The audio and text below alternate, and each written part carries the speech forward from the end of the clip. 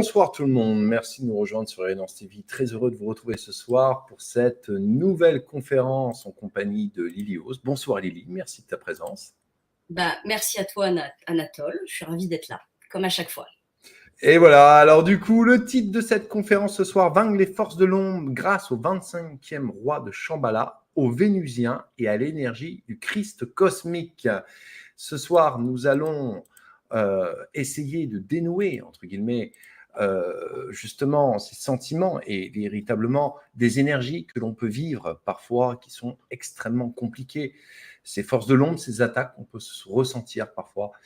Et on va essayer, grâce justement aux énergies de Shambhala, on en parlait tout à l'heure, de l'intraterre, entre guillemets, d'aller essayer de dénouer, en tous les cas, ce qu'on peut essayer de capter justement de ces énergies pour essayer, en tous les cas, le plus possible de vibrer véritablement notre vraie vibration et ne plus justement être attiré ou être attaqué, si on peut dire ça, par des énergies extérieures. Je rappelle donc également que cette conférence déboutera sur un atelier. Libérez-vous définitivement des limitations de la matrice et de la dualité. Un atelier qui aura lieu le mardi 26 septembre à 20h30. Comme d'habitude, on vous en parlera un peu plus longuement dans la soirée. Alors Lily, eh bien pour moi, c'est une première conférence avec toi. C'est un grand plaisir de la faire. Tu as justement, on en avait parlé, tu as justement des connexions justement de canalisation avec justement les mondes galactiques, et je trouve très intéressant ce soir de parler de Shambhala. C'est un sujet qui n'a pas été traité sur Résonance TV. C'est un sujet, comme je t'expliquais, que moi que je voulais justement faire aussi, puisque comme vous le savez, je fais aussi des conférences sur les galactiques, et l'intraterre, Shambhala pour moi est quelque chose de lié.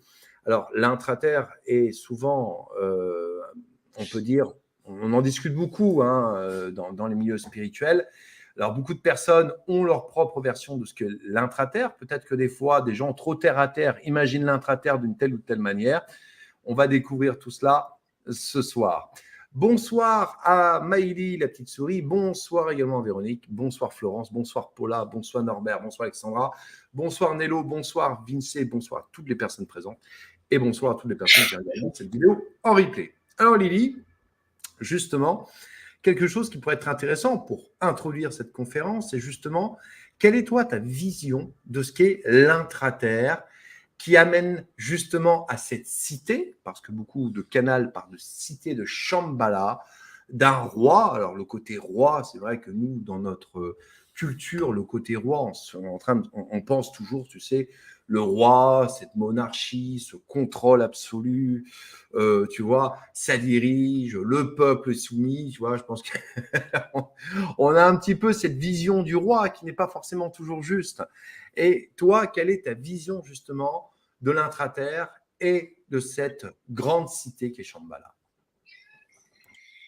Alors d'abord, c'est vrai que c'est important de dire que tout ce dont je vais parler se passe sur un plan psychique, sur d'autres dimensions, dans d'autres espaces-temps. C'est-à-dire que si on prend une perceuse, une grosse foreuse, et qu'on fore jusqu'au centre de la Terre, on n'arrivera pas à Shambhala. D'accord? Et on ne trouvera pas tous les appareillages technologiques, parce qu'il y a beaucoup de technologies en vérité, comme sur chaque planète en fait, on ne les trouvera pas dans la 3D. D'accord? Donc ça, c'est important. C'est vrai que moi, les connaissances qui me sont transmises sont des connaissances que j'obtiens à travers des trans et par mes connexions galactiques. D'accord? Et il se trouve que dans mon cheminement, un jour, sans que je le demande, on m'a conduit dans cette intraterre. Donc, tout ce que je vais pouvoir partager ici sera forcément en lien avec mon expérience et ma subjectivité aussi. Hein. Voilà, donc c'est vrai que l'intraterre, Shambhala, on pourrait dire que une planète, elle a une conscience et qu'elle est administrée, on pourrait dire. Elle est administrée, il y a des technologies. En fait, on est ici dans des sortes de programmes évolutifs. La Terre évolue comme l'humanité évolue, comme à l'échelle individuelle, chacun évolue et les collectivités évoluent. On est une grande chaîne d'union. La conscience Terre va contenir toutes les consciences qui sont à l'intérieur de la Terre. Donc la conscience humanité, c'est un petit peu comme des poupées russes, où il y a des consciences dans la conscience, dans des consciences, etc.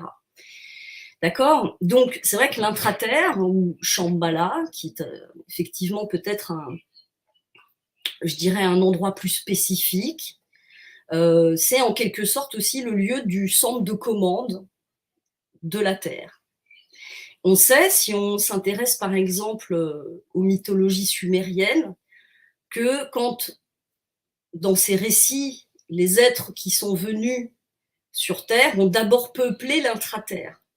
D'accord? Donc pour pouvoir faire manifester des formes de vie sur Terre, il faut d'abord entrer en connexion avec le cœur vibrant de la Terre, en fait. D'accord? Et ce cœur de la Terre a reçu plusieurs visites, on va dire. Et il était, pendant un certain temps, je dirais, parasité. D'accord?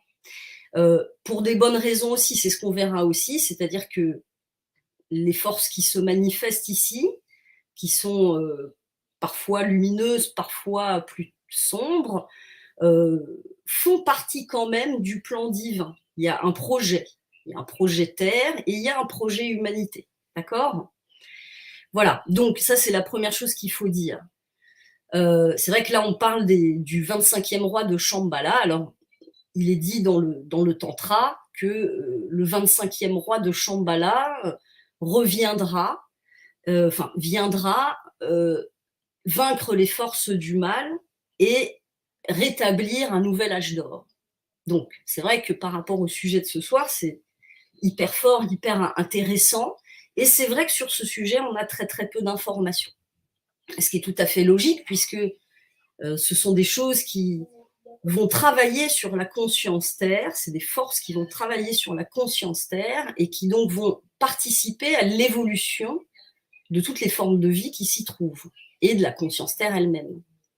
Voilà, donc ce 25e roi, qu'on appelle aussi, on a un peu entendu parler de lui à travers, malheureusement, des prises de parole qui ne sont pas toujours très heureuses, comme celle, par exemple, de Sylvain Durif, puisqu'il parle, vous voyez, du grand monarque.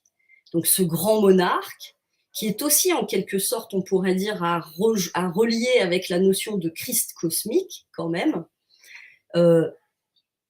est une force, une énergie qui va nous permettre en fait de revenir dans l'unité, donc de sortir de toutes les distorsions. Donc il y a un grand travail. Il faut comprendre que le projet Terre, comme le projet Humanité, c'est un projet évolution, c'est un projet d'évolution et de façonnage des âmes.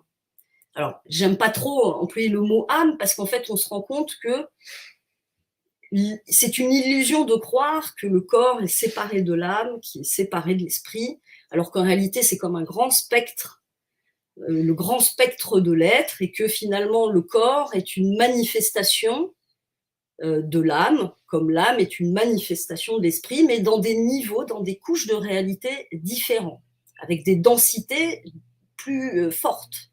D'accord? Le corps est très dense, là où, si vous voulez, on parlerait de l'âme comme un corps éthérique, et puis comme si on parlait d'un esprit qui n'aurait pas de corps. Mais en réalité, tout est la manifestation du un, d'une conscience une, qui s'est projeté dans une espèce de gros gâteau, qui est le gâteau univers, qui a plusieurs couches. Donc c'est les fameuses matrices, parce que en réalité, il y a une série de matrices dans des matrices, dans une matrice, etc. C'est un petit peu comme les poupées russes, avec, on va dire, moi je vois ça un peu comme une cocotte minute ou comme un four alchimique dans lequel on va faire évoluer la matière. Donc la conscience va progressivement s'individuer, c'est-à-dire devenir de plus en plus conscience d'elle-même et pouvoir se manifester à travers des formes de plus en plus subtiles en étant de plus en plus connectée avec la conscience une. D'accord? Donc, en fait, ici, on vient quelque part sur Terre participer à la création du corps conscience de l'humanité, qui est à une étape fondamentale de son développement. On parle tous de l'ascension, on l'attend comme quelque chose d'hyper enthousiasmant, et en même temps, on est là à se dire mais comment ça va se passer, etc. Euh, cette ascension, en vérité, elle va se passer ici, en nous, et elle va passer en grande partie par le fait de dissoudre l'ombre. Alors, par rapport à ça, évidemment, je vais expliquer ce qu'est l'ombre et comment, en fait, elle se manifeste, quel est son but, et comment est-ce que, du coup, nous avons une part de pouvoir d'agir sur l'ombre qui vient nous persécuter. Hein. Donc, déjà, voilà, je ne sais pas si c'est clair sur le fait qu'on est ici dans des usines à fabrication, en quelque sorte, dans des fours, dans des utérus artificiels qui vont permettre à la conscience, en étant soumise à des forces aussi, à des épreuves, à une série de prises de conscience, pour la conduire en vérité à devenir souveraine, c'est-à-dire un roi, c'est un souverain, c'est pas un roi. Vous voyez, la vision qu'on a humaine, c'est le roi dominant qui va user de son pouvoir sur l'autre. En vérité, on comprend que le pouvoir, c'est le pouvoir d'agir, c'est le pouvoir d'être, c'est le pouvoir de rayonner, et que la souveraineté, c'est l'autonomie énergétique, spirituelle, et c'est le fait d'avoir conscience qu'on s'autodétermine et qu'on crée notre réalité. D'accord? Donc cette réalité, elle est co-construite à l'heure d'aujourd'hui par toutes les consciences qui s'y trouvent, mais on est tous influencés, en vérité, par les mêmes forces. D'accord? Donc, dis-moi, Anatole. Alors, j'ai pas le son, je sais pas pourquoi. J'ai pas du tout le son. Est-ce que tu m'entends, toi? Ah, d'accord. Pourquoi j'ai pas de son? Ah non, c'est mon micro, excuse-moi. Ça y est, merci. C'est mon micro, désolé, je l'avais éteint. Voilà. Non, je voulais dire que si tu veux, ce qui est très intéressant dans ce que tu dis, c'est justement ce côté matrice. Je me souviens d'avoir vu un commentaire d'une fois d'une personne qui disait, mais en fait, est-ce qu'on ne serait pas le fruit d'une expérience extraterrestre, tu vois, où finalement, on viendrait s'incarner, on viendrait vivre une expérience, mais tu sais, ce serait comme une expérience extraterrestre, comme dans la matrice, si tu veux, où on vient s'incarner, puis au moment où on meurt, on réincarne, on réintègre plutôt notre vrai corps avec justement une autre conscience. Ça ne veut pas dire qu'il n'y a pas des strates supérieures à tout cela, loin de là. Maintenant, il est vrai que on est en droit de se poser des questions parce qu'en fait, tous ces mondes galactiques, c'est quelque chose qui fait presque tourner la tête. Si on trouvait que Star Wars ou tous les films de science-fiction étaient pour des fois, justement, le mot science-fiction, c'est une fiction, ça n'existe pas. Pour autant, de plus en plus d'entre vous, de plus en plus de gens ont des connexions galactiques, retrouvent, font des rêves. J'ai rencontré une personne cet été qui m'a dit, après avoir parlé avec toi des mondes galactiques, dans l'astral, je commence à voir des trucs. Et il ne s'intéressait pas du tout à ces mondes-là. Donc, on voit bien que la conscience, d'un coup, tu sais, c'est comme si on venait enlever quelque chose à l'intérieur de nous-mêmes. On vient et d'un coup, on se dit, tiens, mais finalement, oui, le monde extraterrestre, on le voit différemment de ce qu'on nous a appris à l'école. Oui, peut-être qu'il existe une vie ailleurs. Peut-être, il y a des gens qui font des rêves, il y a des gens qui ont des canalisations, il y a des gens... On sent bien que justement, et ce que j'aime, ce que beaucoup de gens appellent les frères galactiques, ce que j'aime beaucoup dans ce mot, c'est justement le fait, on est, oui, forme de frère. Il y a, tu vois, dans les galactiques, il y a comme le grand frère qui a effectivement dépassé ces états terrestres et les a vécus dans le passé.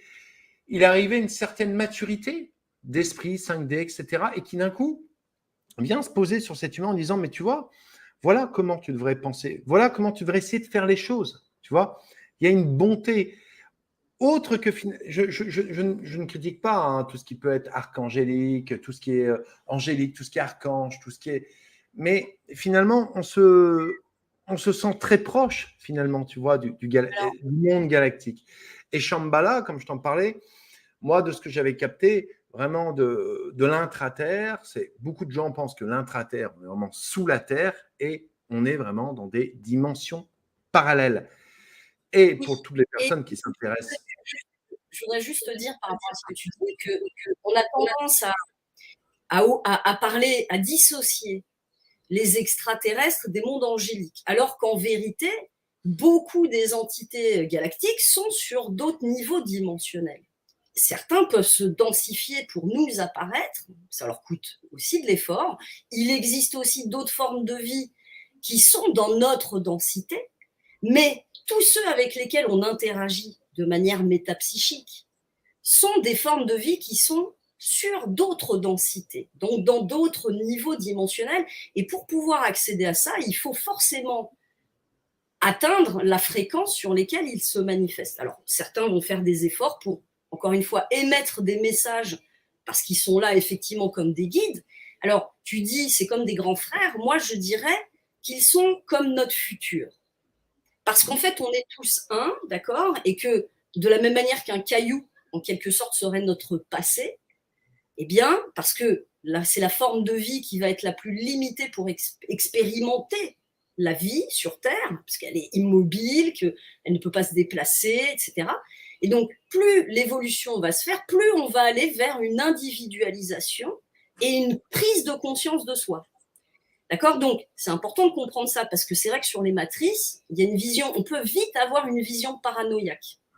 Quand je dis une vision paranoïaque, c'est ouh là là, on est enfermé dans quelque chose, on est maintenu de manière volontaire et méchante, voilà, diabolique, dans des niveaux de réalité qui nous enferment, etc. Il faut avoir conscience aussi que tous les êtres de lumière qui sont incarnés aujourd'hui ont choisi d'être incarnés pour participer à ce grand œuvre qui consiste à favoriser la création du corps de lumière, du corps de conscience, la Merkaba, en quelque sorte, de l'humanité, pour qu'elle puisse se libérer de la nécessité d'avoir un corps.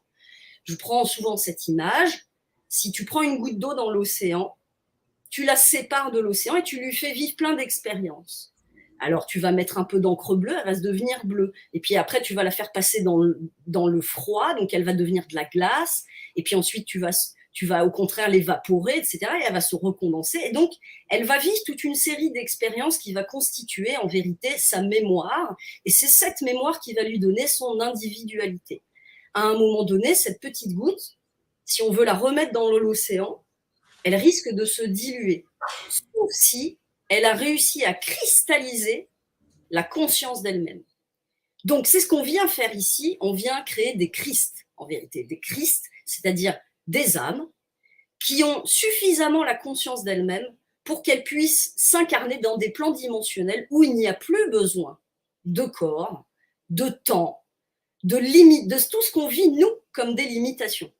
Alors, il faut bien entendre qu'il y a des âmes ici qui sont en fabrication et que donc, eux, ils ont besoin de ce processus. Et qu'il y a aussi des âmes donc, qui ont déjà formé leur corps de lumière, qui sont envoyées ici pour favoriser l'expansion de la conscience et les prises de conscience. C'est pour ça qu'on vit tellement d'épreuves permanentes, d'accord, qui nous permettent d'avoir des prises de conscience souvent individuelles, mais comme on est tous interconnectés, qu'on fait partie de cette conscience globale qui est l'humanité, on va transmettre sans même s'en rendre compte. La prise de conscience que tu as chez toi, elle est utile pour tout le monde. Et c'est pour ça que de plus en plus de gens s'éveillent et que de plus en plus de gens, même des gens auxquels tu n'aurais pas donné 3 francs de pari dessus en disant lui jamais il va s'ouvrir à ça, tout d'un coup te surprennent à avoir fait un bond évolutif sans avoir vraiment fait grand-chose.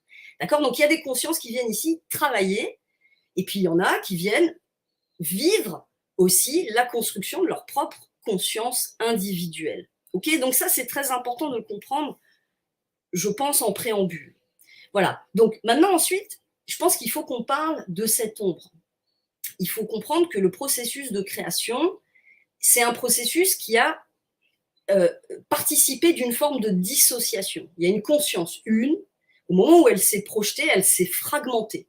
C'est un peu comme si la conscience, elle est devant un miroir et qu'en fait, on donne un coup dans le miroir et il y a des milliards de particules du miroir qui reflètent la conscience originelle, le créateur, pourrait-on dire, mais qui ne se reconnaît plus. Le créateur ne se reconnaît plus dans sa création. Donc, il y a une forme de dissociation. C'est que pour passer du 1 au 2 et puis à des milliards, il faut nécessairement se fragmenter et se dissocier. D'accord? Donc, le problème, c'est que cette dissociation, elle s'accompagne.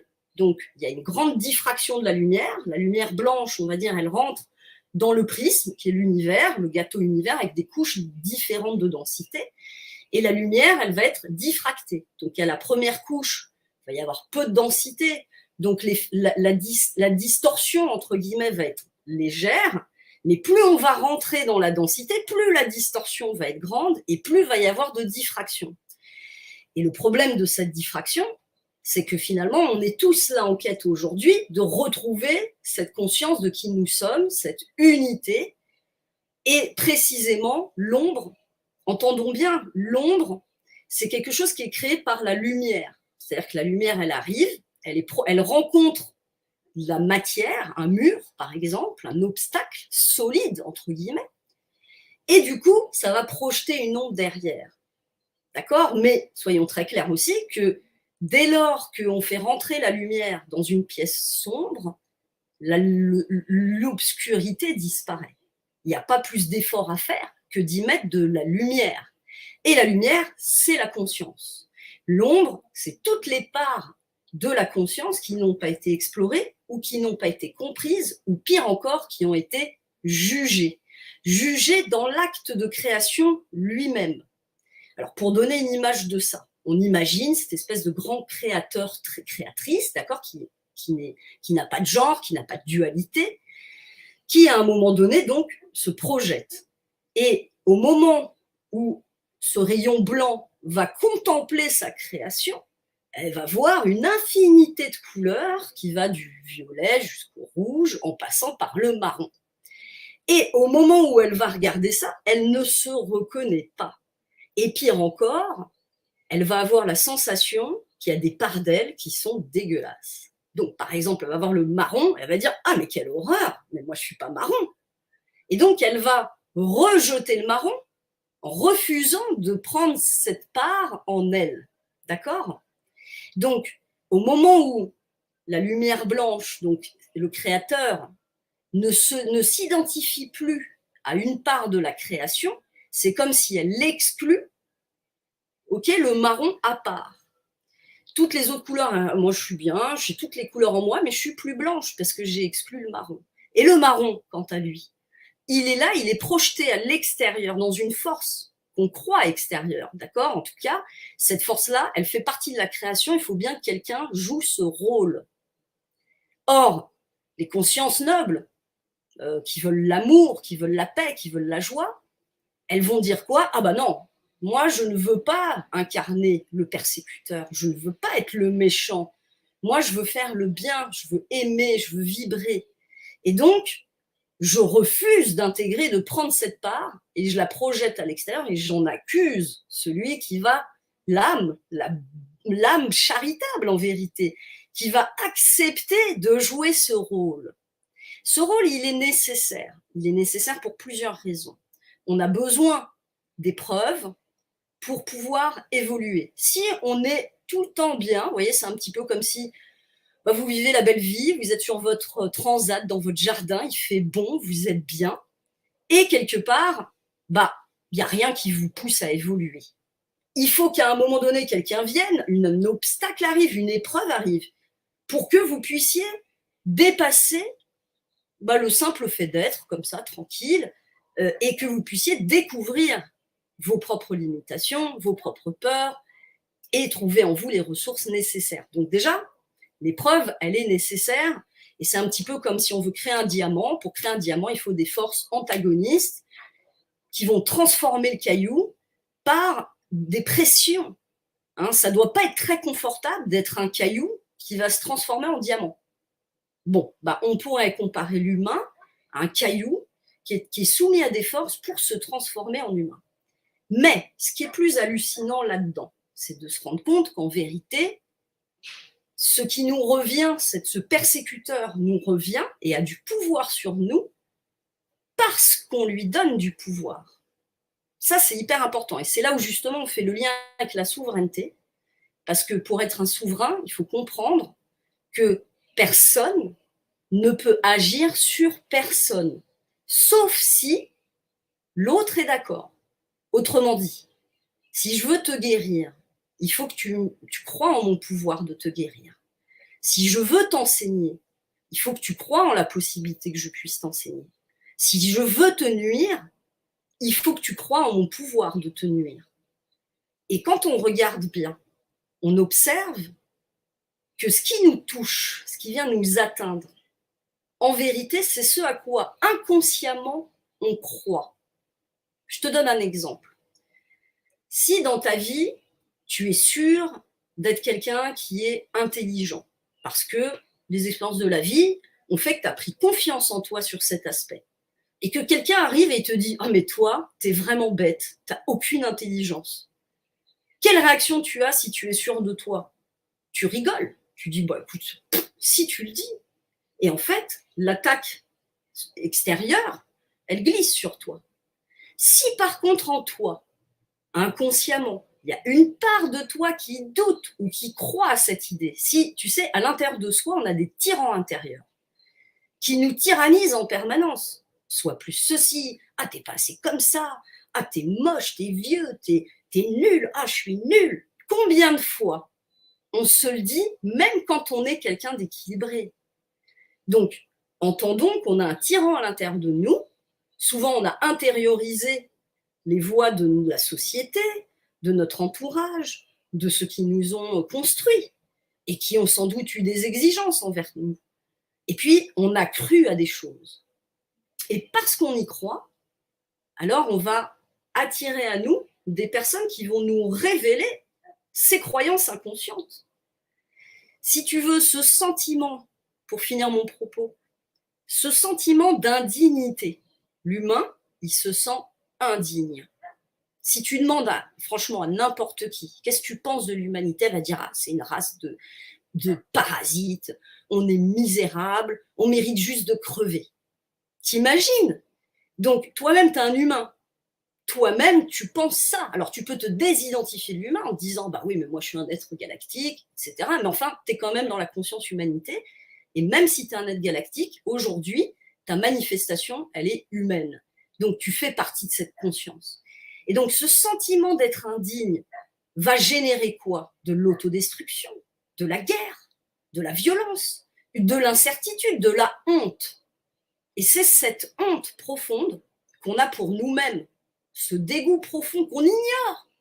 Je te jure que sur cette question, moi j'ai eu beaucoup de travail d'introspection et que j'ai découvert ma propre répugnance pour moi-même alors que je m'y attendais pas du tout.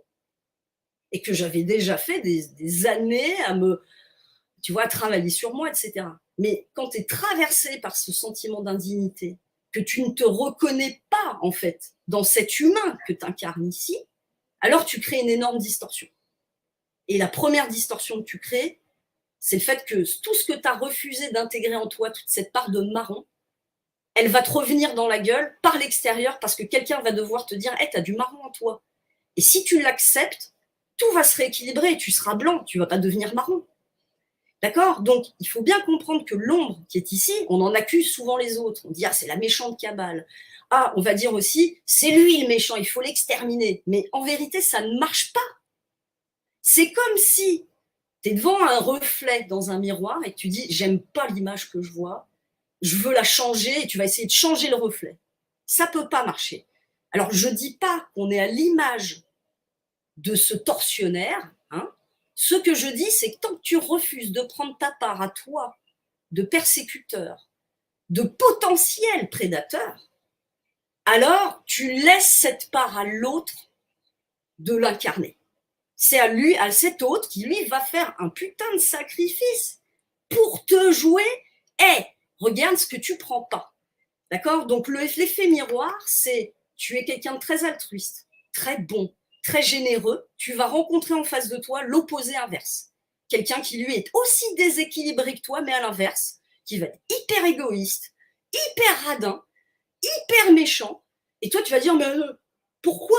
Bah parce que tu n'as pas pris ta part et donc il vient te faire chier pour que juste tu puisses dire, ah oui, en moi aussi, comme dans toute la création, il y a cette part. Mais cette part, je l'ai moi négativée parce que j'ai mis un jugement dessus. D'accord? C'est hyper important de le comprendre. Le jugement, c'est ce qui va fixer l'enfer, en vérité. L'espace-temps est créé parce qu'à un moment donné, il y a un jugement. Dans la physique quantique, les particules, elles sont non localisées. Un photon de lumière, il est partout à la fois. Ce qui va faire qu'il va être... En fait, c'est une onde de probabilité. Ce qui va faire que le photon, il va apparaître là, c'est qu'une conscience va l'observer et va le positionner dans l'espace-temps. C'est exactement la même chose avec l'enfer, puisque c'est un attachement, on est accroché à une grille d'espace-temps. D'accord? Et je vais finir juste ce propos en prenant un exemple très clair pour expliquer la notion de jugement. Imagine que on juge par exemple les mantes religieuses. La femelle mante religieuse, elle se reproduit avec le mâle et après elle le décapite, elle lui bouffe le cerveau. Alors on dit, ah, mais elle est horrible celle-là, tu te rends compte quelle dévoreuse de mâle, mon Dieu. Mais on oublie quand même d'observer qu'elle a mangé le cerveau du mâle pour nourrir les œufs et qu'une fois qu'elle aura pondu, elle-même, elle va mourir. Donc, en vérité, c'est notre jugement extérieur qui dit quelle horreur, alors qu'en vérité, c'est la nature, et que peut-être que la conscience, peut-être même plus évoluée, moins égotique, finalement, d'une menthe religieuse, qui vit en harmonie avec sa nature, elle, ça ne lui pose pas un problème, elle l'accomplit, le grand œuvre, et ce grand œuvre, c'est quoi? C'est de faire fusionner deux êtres pour ensuite se multiplier. C'est-à-dire que de deux, un mâle, une femelle qui vont donner leur vie, vont enfanter 50 petits êtres insectoïdes, d'accord, derrière ça. Donc, nous, on a du mal à accepter l'idée qu'il y a un recyclage de l'énergie et qu'on vient participer à cette multiplication de la vie qui est une duplication. Et on vient dire, ah, ça c'est mal, ah non, je ne veux pas être ça, et du coup, on vit en conflit avec notre propre nature. D'accord? Et mieux encore, en faisant ça, on crée le mal. On crée le mal parce qu'on croit au mal. Il n'y a pas en vérité, et ça c'est la deuxième étape, d'abord il faut se reconnaître dans celui qu'on combat, cesser d'être Satan, celui qui accuse, qui dit c'est lui, parce que Satan c'est l'accusateur, c'est lui qui porte à l'extérieur, qui dit regarde c'est lui. Quand tu cesses d'accuser, que tu dis ah, cet égoïste méchant, manipulateur, qui vient abuser de moi, peut-être qu'il est là pour me montrer que je n'ai pas posé mes limites, que je n'ai pas su mobiliser mon énergie pour dire non. Et que peut-être moi, il me faut plus d'agressivité, entre guillemets. Et que lui doit s'équilibrer en venant vers moi, mais moi, je dois faire le chemin vers lui pour qu'on trouve le point d'équilibre. Et alors, dès lors que chacun fait ça, si chacun reprend son ombre, le mal disparaît. Il n'y a plus d'ombre. D'accord? Donc, c'est vachement bien tout ce qu'on fait ici à vouloir être bon au service de l'autre, etc. Mais il faut comprendre que plus tu vas vouloir être de la lumière sans accepter que tu as une part d'ombre, plus tu génères de l'ombre. Ce que tu dis est tout à fait juste, Lily. Je suis entièrement d'accord avec toi. C'est très pertinent ce que tu racontes ce soir, vraiment sur ces points-là, parce que, tu sais, c'est un petit peu comme finalement les croyances, les valeurs, etc. Beaucoup de personnes ont des croyances, et puis notamment en spiritualité, parce qu'en fait, ils vont dépasser un état et ils vont croire que c'est une vérité. C'est une vérité sur l'instant. C'est une vérité sur le moment. On va dépasser un état à un moment donné on va se dire, tiens, j'ai dépassé un état en faisant ci, en faisant ça, en ayant, par exemple, cette pensée positive, j'ai réussi à me libérer de quelque chose, mais c'est sur l'instant. Dans 20 ans, vous serez peut-être dans une dimension complètement différente de conscience, parce qu'on parle souvent des dimensions, mais souvent il y a une dimension de conscience qu'on oublie de parler. La conscience est une dimension. Vous pouvez trouver des gens, aujourd'hui, on parle de 3D, mais il y a des gens aujourd'hui qui sont même en 2D, en 1D même, je suis sûr, qu'on peut trouver sur Terre. Et il y a des gens, effectivement, dans la conscience que vous allez pouvoir rencontrer, vous allez vous dire, c'est incroyable, on appelle souvent ça la maturité, mais ça peut être au-delà de la maturité, dans la conscience, des gens, mais qui ne sont des fois même pas dans la spiritualité. Vous allez vous dire, mais c'est exceptionnel cette personne. Elle est exceptionnelle. Qui sont peut-être en 5D. C'est tout un état de conscience vibratoire et tout est un état, vous voyez, comme ces croyances. Ne rentrez pas dans les croyances. Enfin, pour moi, en tous les cas. Moi, je pars du principe, et encore aujourd'hui, oui, je sais tout. Qui sait tout? Mon âme, oui, elle a une connaissance qui est bien plus importante que moi. Mais moi, je ne sais rien. Je suis là pour découvrir ce qui est ma vérité aujourd'hui dans bien des domaines. C'est ma vérité aujourd'hui. Et peut-être que dans 20 ans, elle sera complètement ébranlée par plein d'expériences de vie. Et cette même vérité, je viendrai vous dire, bah, écoutez, oui, à 39 ans, je pensais si. Aujourd'hui, à 59, je pense complètement différemment. Et c'est ça qui est très important, c'est que je pense que dans la vie, on va être amené de plus en plus, on est dans cette ère du Verseau en plus, donc on va être amené à des changements, on va être amené à une adaptation de l'être. L'être doit s'adapter, l'être, et je pense que c'est en ça que les galactiques aident beaucoup d'ailleurs, à nous permettre de nous adapter aux différentes vibrations, aux différentes énergies, aux différentes choses qu'on va pouvoir traverser, de manière à ne pas rester comme j'aime bien souvent rappeler, souvent j'en parle avec ma grand-mère, des 30 glorieuses, ces 30 années, où effectivement, oui, c'est vrai, on avait notre métier, tout était figé, tout était rentré dans des casiers. Mais aujourd'hui, on n'est plus dans ce monde-là. Et ça, depuis ce qui s'est passé avec le Covid, notamment, mais même depuis 2012, si je puis dire, on sent bien que le monde s'ébranle, le monde bouge, le monde nous amène à des changements permanents et nous demande de nous adapter en fonction, mais non pas dans comme tu expliques, dans cette tombe, dans des choses où on va rester dans des cages figées en pensant que la réalité, c'est comme si, c'est comme ça. Non.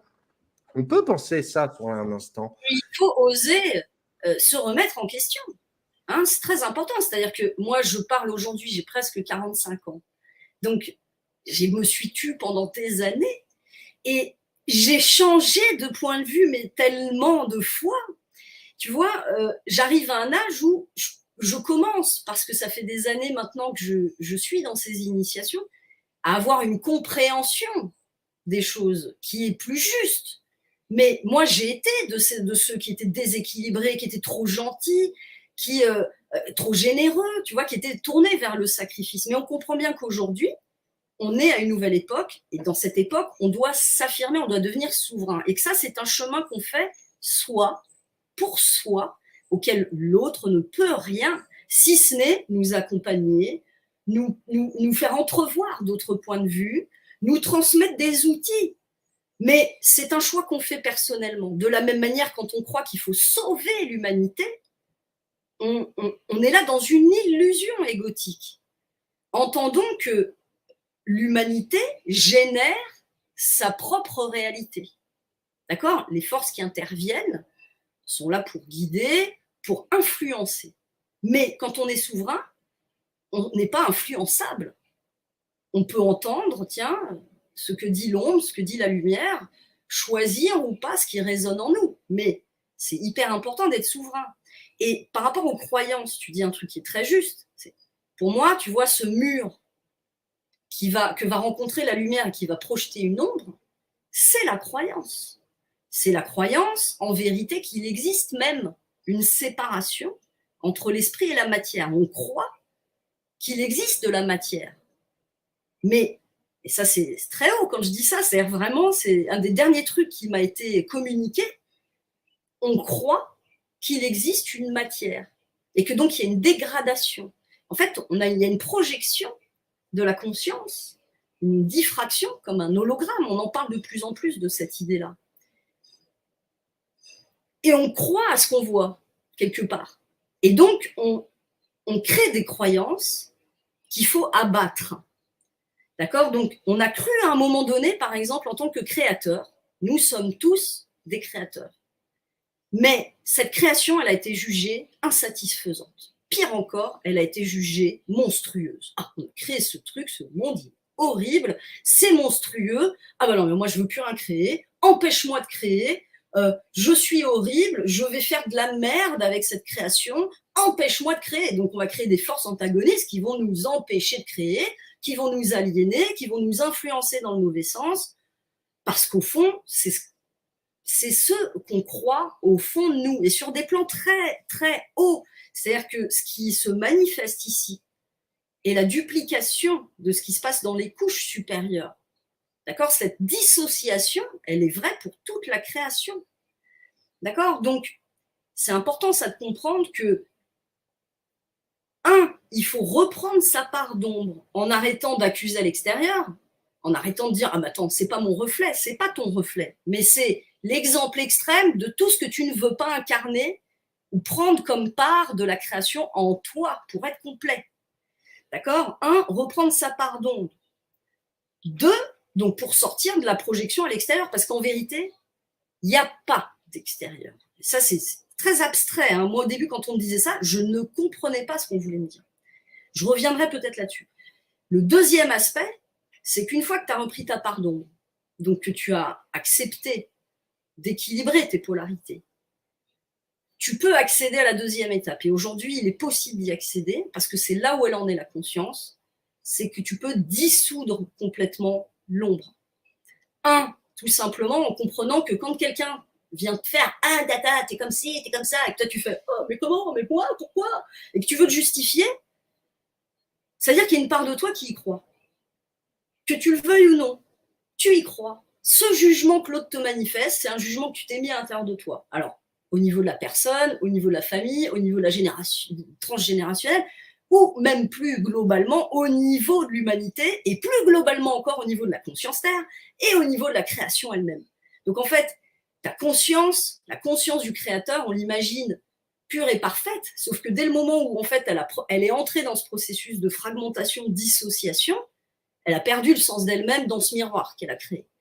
Donc en fait, elle-même, à travers nous, elle cherche à revenir à elle-même et à sortir des distorsions. Donc à chaque fois, nous, on vient ici avec plein de bagages qu'on appelle le karma. Alors on dit le karma, c'est parce que tu as fait ça. Non, non, c'est parce que tu as accepté de traiter la question de l'abandon que tu vas vivre l'abandon toute ta vie jusqu'à ce que tu saches faire en sorte que il n'y ait plus de blessures par rapport à ça et que tu comprennes que l'abandon n'existe pas.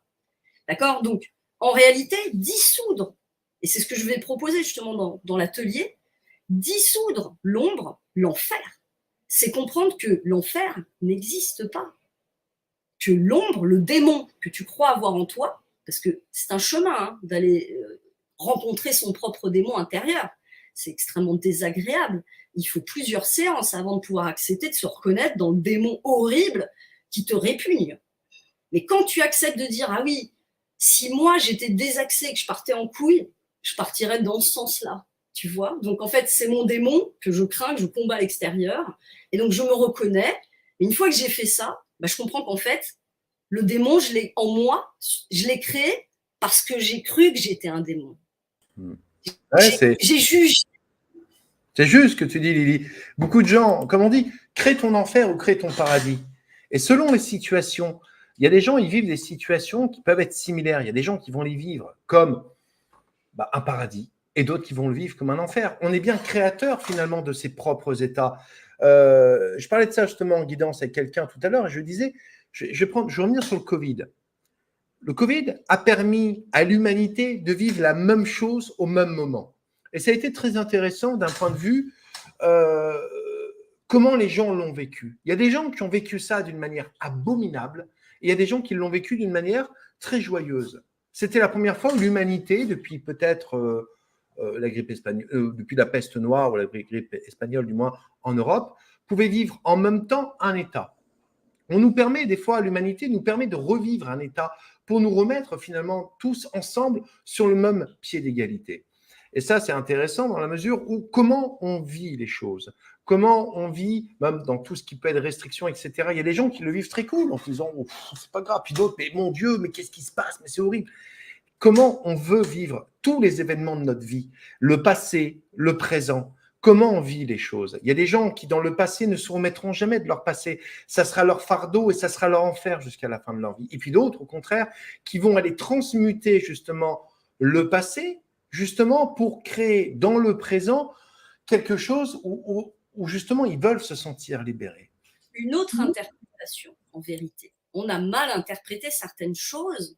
On a cru, par exemple, qu'on était abandonné, alors qu'en vérité, celui qui s'en va, prenons l'abandon d'un parent un parent qui abandonne son enfant. L'enfant peut se dire, j'ai été abandonné, je n'ai pas été aimé, je n'ai pas été désiré, et il va l'écrire comme une réalité. Si même mes parents ne m'aiment pas, ne veulent pas de moi, alors qui voudra de moi? Tu vois, donc je m'auto-condamne à travers cette croyance. Et puis, inconsciemment, je vais le revivre parce que je le crois. Donc, je vais le recréer. Alors ça, c'est les situations. Mais il peut arriver qu'il y a des persécuteurs extérieurs, ou les fameuses attaques occultes dont il faudrait se protéger. À chaque fois qu'on croit qu'on doit se protéger, c'est qu'on a donné, on a identifié une force extérieure à qui on a donné un pouvoir, ou alors qu'on n'avait pas conscience. Ça arrive souvent, c'est-à-dire qu'on n'a pas conscience qu'en fait, il y a une force extérieure qui a été créée, et puis on va se dire, elle vient me harceler.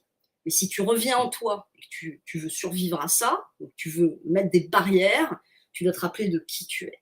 Ça, c'est fondamental, c'est rappelle-toi de qui tu es. Tu n'as rien d'autre à dire, c'est-à-dire que tu n'as même pas à t'en rappeler, juste souviens-toi de qui tu es. Dis-le toi à toi-même, souviens-toi de qui tu es. Et rappelle-toi que tu es une grande lumière, et qu'une petite ombre qui passe au milieu d'un champ de lumière, elle disparaît. Tu vois, en fait, elle est dissoute, d'accord? Mais ce qui permet de dissoudre véritablement cette ombre, c'est le fait de conscientiser qu'on a mis un jugement sur la création elle-même. Parce que c'est ça qui est à la racine du mal. C'est-à-dire qu'à un moment donné, dans la conscience, c'est écrit l'idée de l'horreur. Donc, par exemple, on a créé la vie d'un côté, tu vois, la vie, elle est là, puis après, il y a le cycle de dissolution. Donc, il y a la création de la matière, c'est une illusion, mais c'est ce que nous, on perçoit. Il y a la vie, qui est la création de la matière, et puis à un moment donné, il y a l'absorption de la vie comme une espèce de grande mort dévoreuse qui vient tout bouffer. Donc, imaginons que la grande mère de la création, elle a enfanté la vie, alors elle, c'est la bonne maman, on l'adore, elle est très gentille, elle est généreuse, elle nous nourrit, elle est bienveillante, etc. Et puis de l'autre côté, à l'opposé, tu as la méchante mère, diabolique, dévoreuse, la succube, vampire, dévoreuse d'enfants, qui reprend ses enfants et qui les bouffe, tu vois. Et donc, comme c'est dissocié ces deux forces, parce qu'on ne comprend pas que c'est la même, alors on va dire, ah, celle-là, elle est bien et celle-là, elle est mal. Donc en fait, on crée le mal parce qu'on a jugé cette partie et qu'encore une fois, on a dit, ah non, moi, ça, c'est pas moi. Donc, c'est ce qu'on fait à l'échelle de la création tout entière. Et en réalité, moi, je me suis rendu compte, mais c'est parce que j'ai été instruite à ce moment-là par les guides vénusiens qui m'accompagnent, dans cette prise de conscience qu'en vérité, c'est la honte. La honte, c'est important de l'entendre, la honte profonde, inconsciente, universelle qu'on ressent à être incarné dans des corps limités qui nous satisfaisons, qui ne nous satisfont pas, qui va créer la manifestation de ça. D'accord? Donc, dès lors que je comprends qu'en fait, j'ai jugé l'acte de procréation d'une manière ou d'une autre, à un moment donné, chez chacun, ça va se fixer sur des points différents. On trouve beaucoup de gens qui ont fixé la honte, par exemple, sur la sexualité. D'accord? Il y a quelque chose qui est en lien avec la sexualité. Pendant des millénaires, on l'a vu à travers la religion. Ah, c'est dégueulasse. Ah, il faut pas. Ah, alors, t'as l'amour noble d'un côté, puis de l'autre, t'as la fornication animale, tu vois, quelque part. Et c'est comme si, ah, bah, c'est pas la hauteur du divin. Et donc, on a interprété cette espèce de grande, je vais être un peu provocatrice, mais cette espèce de grande partouze énergétique cosmique, tu vois, qui est l'univers, en fait, où les forces, en fait, elles ont été séparées les unes des autres, puis après, elles se sont rassociées, puis elles ont enfanté d'autres forces. Et donc, en fait, c'est que ça, tu vois, il y a division, fragmentation, rencontre entre des sous-forces qui vont générer une autre force qui elle-même va se fragmenter, dupliquer, etc., en fait, à l'infini. Et donc, quelque part, c'est cette espèce de grande, voilà, partouze cosmique qu'on va nous avoir tout d'un coup observé comme un truc infernal, horrible. Et donc, partant de là, la création elle-même devient un problème, tu vois, la vie, parce qu'on a créé la mort, puisqu'on y a cru, puisqu'on a cru à la vie, donc on croit à la mort, tu vois, en fait, c'est logique. On a cru à la matière, donc on croit à la dissolution de la matière. Et en fait, on ne supporte pas l'idée que tout ça, c'est nous. Donc, on se dissocie. Ah, je ne veux pas voir. Attends, c'est pas moi. Je suis fou, en fait. Oh là là. Tu vois, j'invite les gens à aller s'intéresser aux troubles dissociatifs de l'identité. Parce qu'en fait, les maladies mentales chez l'humain nous permettent d'éclairer aussi des choses universelles et qui sont dans la création. D'accord? Donc, cette dissociation où tu as des personnalités séparées à l'intérieur d'une seule et même personne, avec aucune mémoire entre elles, partagée, c'est exactement ce qui se passe à l'échelle de la création. On est des êtres, on est une conscience qui a perdu le sens de son identité parce qu'elle s'est dissociée et qu'en fait, elle ne se reconnaît plus dans cette autre part d'elle-même qu'elle a séparée. Et aujourd'hui, on vient justement travailler grâce à cette énergie du Christ cosmique, parce que donc l'énergie du Christ cosmique, qui est aussi en lien donc avec le grand maître, le 25e maître de Shambhala, elle est là pour nous permettre de trouver cette unité. C'est la force qui nous pousse à cette réconciliation intérieure. Et il faut savoir que c'est déjà fait. Donc ça, c'est important de le savoir. C'est-à-dire que cette conscience cosmique, ce grand maître de Shambhala qui nous amène à un nouvel âge d'or, cette ascension qu'on attend, elle a déjà lieu. Elle a déjà lieu. Et quand on dit les galactiques, quand je dis c'est notre futur, il faut bien entendre que c'est exactement ça. C'est-à-dire que nous sommes des consciences multidimensionnelles. Donc ici, je suis une terrienne, mais en 5D, je suis peut-être une vénusienne. Et puis en 7D, ou en 9D, je suis une arcturienne. Et puis je peux remonter comme ça jusqu'à ce que je puisse connecter suffisamment une conscience large pour comprendre que je suis, comme chacun d'entre nous, la conscience globale, ce grand créateur qui a besoin de se dupliquer. Donc en fait, nous, dans ma vision, on refait le chemin du créateur. On est le passé du créateur. C'est nous, la conscience, qui va créer l'univers. Et comme le temps n'existe pas, et ben en fait, on est dans le processus. D'accord? Donc, je reprends mon idée d'évolution. Au début, la conscience, elle va entrer dans un caillou, elle va prendre la conscience d'elle-même pendant des millénaires en étant immobile, mais elle va être très en conscience avec la terre, en fait, d'abord, et puis après, elle va devenir un végétal. Ce végétal, il reste immobile, mais il est aussi très relié avec la terre. Il est un peu plus complexe, son temps est plus rapide, d'accord? Plus les formes de vie, quelque part, se complexifient aussi, plus les temporalités changent. Puis ensuite, je vais devenir peut-être un animal, tiens, je vais pouvoir me déplacer, etc. Puis ensuite, je vais être un humain parce que tout d'un coup, je vais pouvoir développer la conscience de moi, du passé, du présent, de ma propre mort, de ma condition humaine. Et puis une fois que j'ai passé ce stade, je deviens un ange. Et donc un ange, c'est, pourquoi pas, si toi, tu as fait tes classes sur Vénus, et tu reviens en tant qu'ange, entre guillemets, tu vois, ici, pour apprendre à guider. Mais une fois que tu as appris à guider, tu vas devenir un petit dieu créateur qui va créer une force. Donc, tu vas peut-être créer l'électromagnétisme, tu vas apprendre à gérer ces forces. Et puis, une fois que tu as fait ça, tu vas apprendre à devenir un dieu créateur de monde. Donc, tu vas devenir un administrateur, tu vas créer ta planète, tu vois, et tu vas devenir une planète. Puis ensuite, ta conscience, elle va s'incarner dans une étoile, puis un système, avec un système, tu vois, le système solaire. La conscience Terre, elle est dans la conscience du système solaire. D'accord? Et c'est pour ça qu'on est tous reliés et que les galactiques ont autant d'intérêt pour nous. Parce qu'en fait, notre évolution, c'est un peu comme l'horizon des possibles, on dit en physique. Si t'en as, ils sont en bas, tu vois, et t'en as, ils sont très hauts. Mais en fait, pour que le mec en haut, là, il monte, il faut que le mec en bas, il monte. Tu vois, en fait, on est tous obligés de suivre un truc comme ça, tu vois. Donc, on est hyper interdépendants. Et en plus, nous, dans notre vision, on est séparés, alors qu'en fait, on ne l'est pas. On est juste des émanations de la même chose, multidimensionnelles, à différents étages de conscience. Et le chemin qu'on fait est un chemin dans lequel on va pouvoir reconnecter d'autres avatars, parce qu'on est des avatars en vérité, d'autres avatars de cette conscience qu'on appelle l'âme, tu vois.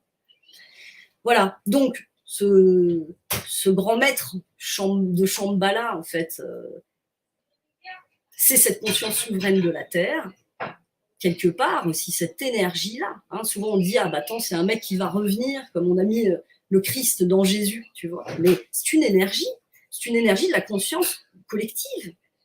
Et elle est en nous. Et elle nous guide en permanence depuis l'intérieur de la conscience de la Terre dans des phases évolutives. Alors, on ne peut pas. Ah non, elle est en vas-y. cours. Pardon, excuse-moi, Lily. Elle est en cours, justement. Elle est en cours, puisqu'on voit bien, justement, ces changements. On voit bien, il y a ne serait-ce que 10 ans en arrière, tu parlais de tout ça. Je veux dire, quelqu'un aurait débarqué en ayant ce discours, on s'est dit, mais qu'est-ce qu'il raconte? Voilà, c'est quelque chose qui est en train, tu vois, de plus en plus de gens, mais de tout âge, et ça, c'est extraordinaire. On peut tomber sur des personnes qui en ont 18, comme des personnes qui en ont 75, des personnes qui ont 80, qui venaient d'un milieu même spirituel ou même religion très différent. Puis d'un coup, il y a comme s'il y avait une espèce de mouvance. Mais là où c'est intéressant ce que tu dis, c'est que c'est aussi personnel. Parce que, bien évidemment, plus de gens s'éveilleront, plus, effectivement, comme tu expliques, ce système de balance s'éveillera, puisque à un moment donné, quand vous incarnez pleinement qui vous êtes, vous allez rencontrer des gens, mettons, qui ne sont pas du tout, qui n'ont aucune notion, ils vont se dire, ah, cette personne, on est attiré. Il y a tu vois, il y a une attraction par rapport à des personnes qui incarnent véritablement qui elles sont. Et on s'interroge, même si on n'est pas du tout dans le monde spirituel, même si on n'est pas du tout dans le monde galactique, il y a une interrogation. On se dit, tiens, c'est marrant, pourquoi cette personne est si bien? Pourquoi cette pourtant, bon, je sais pas, elle n'est pas spécialement riche. Pour certains qui seront dans des critères de beauté, pas spécialement belle, je sais pas. Mais il y a une attirance, il y a quelque chose qui fait que, et c'est vibratoire. Et ça, la vibration qu'on émane, la vibration qu'on envoie est hyper importante parce qu'elle va refléter, tu vois, c'est vraiment pour moi l'effet boule de neige et la vibration. Ça va venir percuter à des gens qui d'un coup peuvent être complètement déstabilisés par rapport à quelqu'un, par rapport à une rencontre, par rapport à un regard. Combien de personnes n'ont pas dit dans leur vie, j'ai croisé son regard, ça m'a déstabilisé. Pourquoi ça les a déstabilisés sur l'instant? Qu'est-ce que cette personne émanait dans le regard? Qu'est-ce que cette personne émanait dans sa vibration de l'instant où d'un coup on voit ça et on se dit, mais mon Dieu, et ça va chambouler une vie. Ouais. Ça va chambouler une conscience, ça va chambouler quelque chose. Et c'est ça qui est très intéressant. C'est pour ça que moi, j'invite vraiment le plus de personnes à aller véritablement au plus profond de soi, peu importe les conséquences, entre guillemets. Il faut faire le chemin. C'est important de faire le chemin. C'est-à-dire qu'il faut comprendre que ce chemin, qui nous paraît horrible, tu vois, plein d'épreuves, d'injustices, il est parfaitement putain de juste. Mais ça, tu t'en rends compte quand tu prends les marches de l'escalier qui te permettent de prendre de la hauteur et de contempler. Tu vois, le grand roi de Shambhala, il a fait le chemin. Et en fait, en traçant, il fait un chemin qu'on peut tous faire. C'est un chemin qui va effectivement depuis l'intra-terre et qui va le conduire jusqu'au trône divin. C'est une manière, on dit, il va au toit du monde. Tu vois, il va être sur le toit du monde. Donc en fait, il va contempler la création. Il l'a contemplé. C'est déjà accompli. Et là, pour le coup, je parle de temporalité dans notre temporalité. C'est-à-dire, c'est pas dans le futur, il a déjà accompli. C'est dans notre présent, ça a été accompli, ce chemin-là. N'importe quel humain, aujourd'hui, peut suivre ses traces. Mais il faut être en conscience que du jeu qui se joue, si tu n'as pas conscience que quand l'épreuve, elle vient, quand tu as l'agresseur qui vient, quand tu as le persécuteur qui vient te casser les couilles, et que tu te dis, mais pourquoi moi? Mais pourquoi? Et que tu vas combattre à l'extérieur, au lieu de te dire, attends, c'est quoi? Qu'est-ce que je dois comprendre de ça? Qu'est-ce que j'ai pas équilibré chez moi? Qu'est-ce que ce mec vient me montrer où je suis vulnérable? Alors, je dis pas il faut fuir sa vulnérabilité, hein, mais ce que je dis, c'est qu'en fait, cette vulnérabilité, elle n'existe que parce qu'au fond de toi, il y a un tyran qui t'a convaincu de ce que dit le persécuteur qui vient. Donc, si le persécuteur, il te dit, encore une fois, ah, t'es moche, si t'assumes, tu dis, oh, ben, moi, ça me va, j'ai pas de problème, en fait, tu vas dire, oui, hein, qu'est-ce que je suis moche? Et en fait, ton persécuteur, il peut quoi contre toi? Tu vois, moi, j'ai beaucoup connu la persécution dans ma vie. Et j'avais des relations extrêmement problématiques avec mon frère. Mais je me souviens toujours que je lui disais, mais tu te rends compte que t'es un salaud, là, à faire ça? Que t'es méchant? Il me disait, ouais. Et alors? Wow. Là, tu vois, t'as plus rien à dire. En fait, quand t'as pas de culpabilité à être qui tu es, quand t'assumes pleinement, on peut rien contre toi. Donc en vérité, ce qui te rend vulnérable, c'est de croire à l'attaque qu'on te fait. C'est qu'il y a une part de toi, donc quand quelqu'un t'attaque, que ça te dérange, que ça vient te fouiller, te faire chier, c'est que c'est pas résolu en toi, qu'il y a une part de toi qui croit que c'est vrai et que tu dois te justifier, te défendre face à ça. Alors qu'en fait, bah, t'as qu'à dire oui. Ah ouais, je suis bête. Ah ouais, je suis moche. Ah ouais, je suis nulle. Ah ouais, mais je m'en fous. Je te jure, tu deviens invincible. Mais pour ça, il faut comprendre que tu as des blessures. Il faut accepter de les voir. Parce que pourquoi ça te choque? Pourquoi ça te met en colère? Parce qu'en fait, ça te rappelle un truc.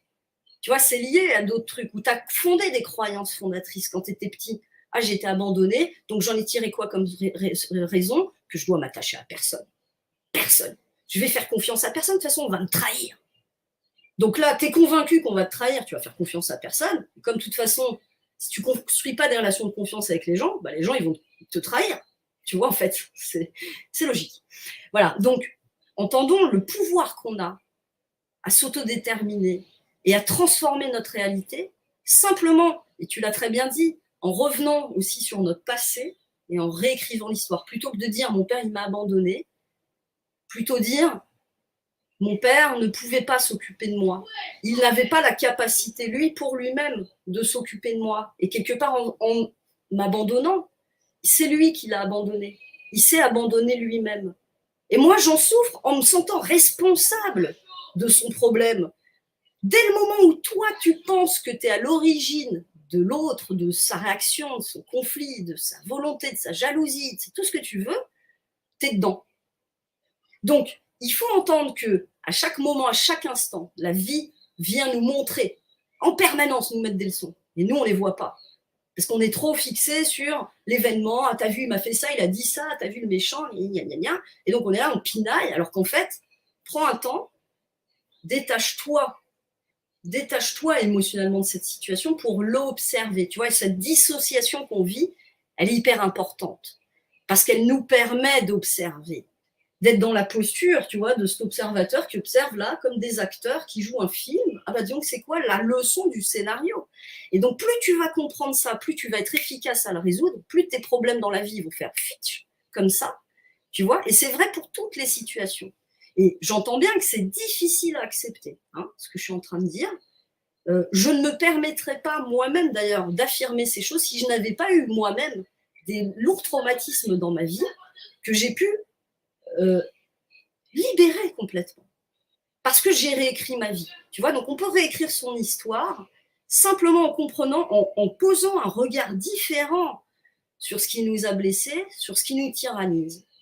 Et dès lors qu'on fait ça, dès lors qu'on accepte, quelque part, de comprendre qu'on est dans un jeu d'illusion et que la vie, elle est magnifique, tout le temps, tant que tu n'as pas compris, elle va te le refaire. Et c'est là l'enfer, c'est la répétition du trauma jusqu'à ce que tu aies trouvé la bonne solution.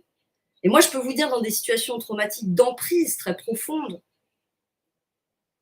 parce que je pense que les êtres de lumière, tu vois, on a tous un karma un peu de ça, de on est combattu quand même. Hein. Tu vois, on est un peu, non, ferme ta gueule, on n'est pas reconnu, on ne peut pas être qui on est. Tu vois, c'est un peu l'humanité tout entière, en vérité, à qui on dit de ne pas être elle-même. Hein. Mais tu peux combattre, tu peux te taire, tu peux t'adapter, tu peux disparaître. Donc, tu peux essayer toutes les stratégies. Moi, personnellement, dans ma vie, je les ai toutes essayées. Et tu sais quoi, le seul moment où j'ai obtenu un résultat, et ça fait pas longtemps, ça fait peut-être 2-3 ans, c'est quand j'ai compris qu'en fait, j'avais rien à attendre de l'autre. J'ai dissous l'autre. J'avais plus, si tu veux, c'est « Ah bah t'es pas reconnu par ta famille, et ben tu sais quoi, alors maintenant, je vais te dire, voilà, moi je vais t'informer, toi mon père, toi ma mère, toi mon frère, qui tu veux, je vais t'informer de ce que moi j'ai décidé pour moi. Voilà ce qui va être ma vie maintenant. Donc, moi, je te demande rien, tu sais quoi? Je ne te reproche rien. Moi, dans ma vie, je me suis sentie exclue, je me suis sentie pas accueillie, je me suis sentie mal aimée. Mais je dis pas que c'est ta faute, c'est moi que je l'ai ressenti comme ça. Donc, je t'en veux pas. Mais aujourd'hui, par contre, j'ai décidé pour moi-même que ça allait changer. Donc, je vais, moi, me positionner comme ça, et toi, tu fais ce que tu veux. Si tu veux rester avec moi en acceptant que je sois positionnée là, ok, cool. Si tu veux pas, c'est pas grave. On a peur. On a peur de perdre le lien à l'autre. On a peur d'être seul.